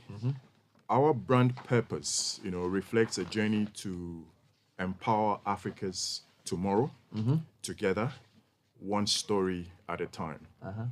And certainly, this brand purpose is reflected in everything that we do. This means that we're constantly responding to the changing dynamics of the ecosystem in which we find ourselves, using, information technology and digital solutions as a tool to reach out to our clients and meet the shifting needs of those clients. Thank you very much, Kobina Amwa, head of Absa Bank's transactional banking, talking about Absa Access, a game-changing financial services platform for corporate and institutional customers within the sub-region, not just Ghana, is the answer to the problem of every serious client. Thank you, Kobina. Always good to talk to you. Bernard, thank you so much.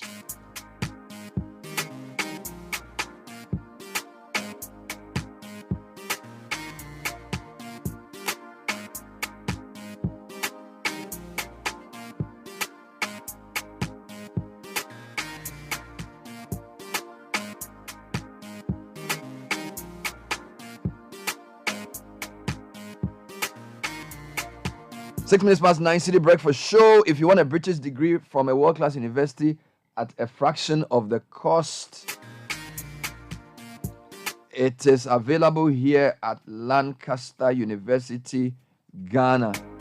With a diverse student community, vibrant campus life, and 50% scholarship to study, your university education will never be the same again. Don't miss this once-in-a-lifetime opportunity to apply to join Lancaster University, Ghana, where learners become leaders. Call us on 0302-218-8989. That's 0302-218-989. Or send an email to admissions@lancaster.edu.gh. Lancaster University, Ghana, the only British university campus in West Africa.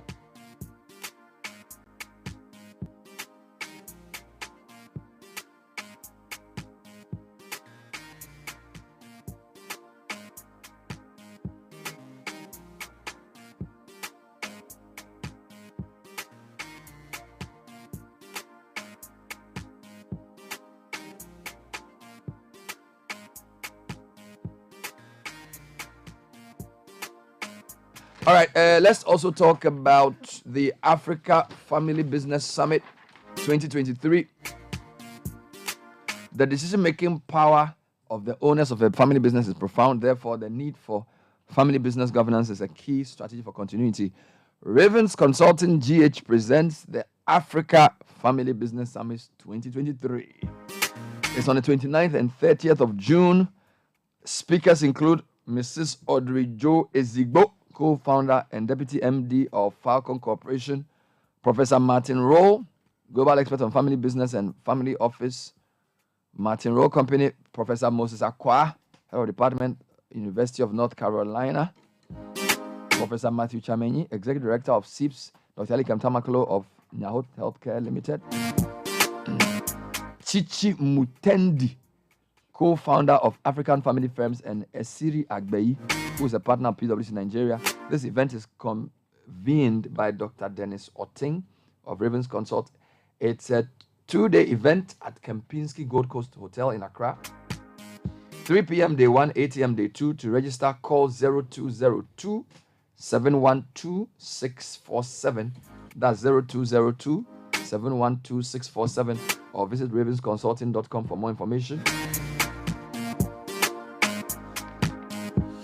Yeah, if you've been dreaming of owning a place, your own place, then there's some exciting news for you. Pearson Properties has exactly what you need, and they offer beautiful living spaces that you can trust. They also have flexible payment plans that can help you enjoy your dream home without hurting your pocket. Locate Serenidad at New Achimota, just a 10-minute drive from the New Achimota Mall, or call Pearson Properties on 0553 0155609 or visit their website pearsonproperties.org, and let's get started. At Pearson, we build trust before homes. Now, there's some good news for small to medium scale business owners. With SME Plus, you get to manage all your operational costs in communication. This service simply allows you to choose from affordable packages and enjoy talk time, SMS data, and business content, all bundled in one subscription. And simply dial star 5060 hash to sign up today, or call 0244 308 111 for more info, and stay connected everywhere you go. All right, I'm going to turn my attention to the Citi Business Festival on Air series. Sky wants to read a few messages on the. Yeah. Sky, I don't have time, so just do it quickly. Somebody even sent me some of the scripts. The scripts of the teachers. Yes, but I don't think it's fair to read it on air. Yeah, I don't think it's fair. But I will send some of the scripts. Okay. And it's some way. The English is bad, right? So this one says... Let me give the question. Okay. Write an essay of 200 words on the topic below. Virtual online teaching and learning has come to stay. Describe 3 challenges you encountered in using virtual or online mode of teaching and learning on your institution. All right, then there's another question. But were the teachers thought about online mode of teaching? That's not the thing that people wrote there. But were they thought about online mode of teaching and learning? Have you been to Bunkurugu Yuyo? Sorry. Guy, it's okay. Let's do what we have to do. When we come back, you can. I think you're going to get more points. So you want to let me do a birthday wish at Gag Sky. Happy birthday to Dr. Adriana Baini of the Regional Institute for Population Studies of the University of Ghana. Today's her birthday. This is from all your colleagues at the institute and from your students as well. They say they love you. Have a fantastic day. The teachers, they are feeling that. We are talking. Okay, let's do your last one. Yes. Yeah. So let me do happy birthday to Rebecca. Rebecca Akosia Adai Dia. Today is your birthday. He's formerly of the Ghana School of Law, and your schoolmates who you completed with last year are celebrating you.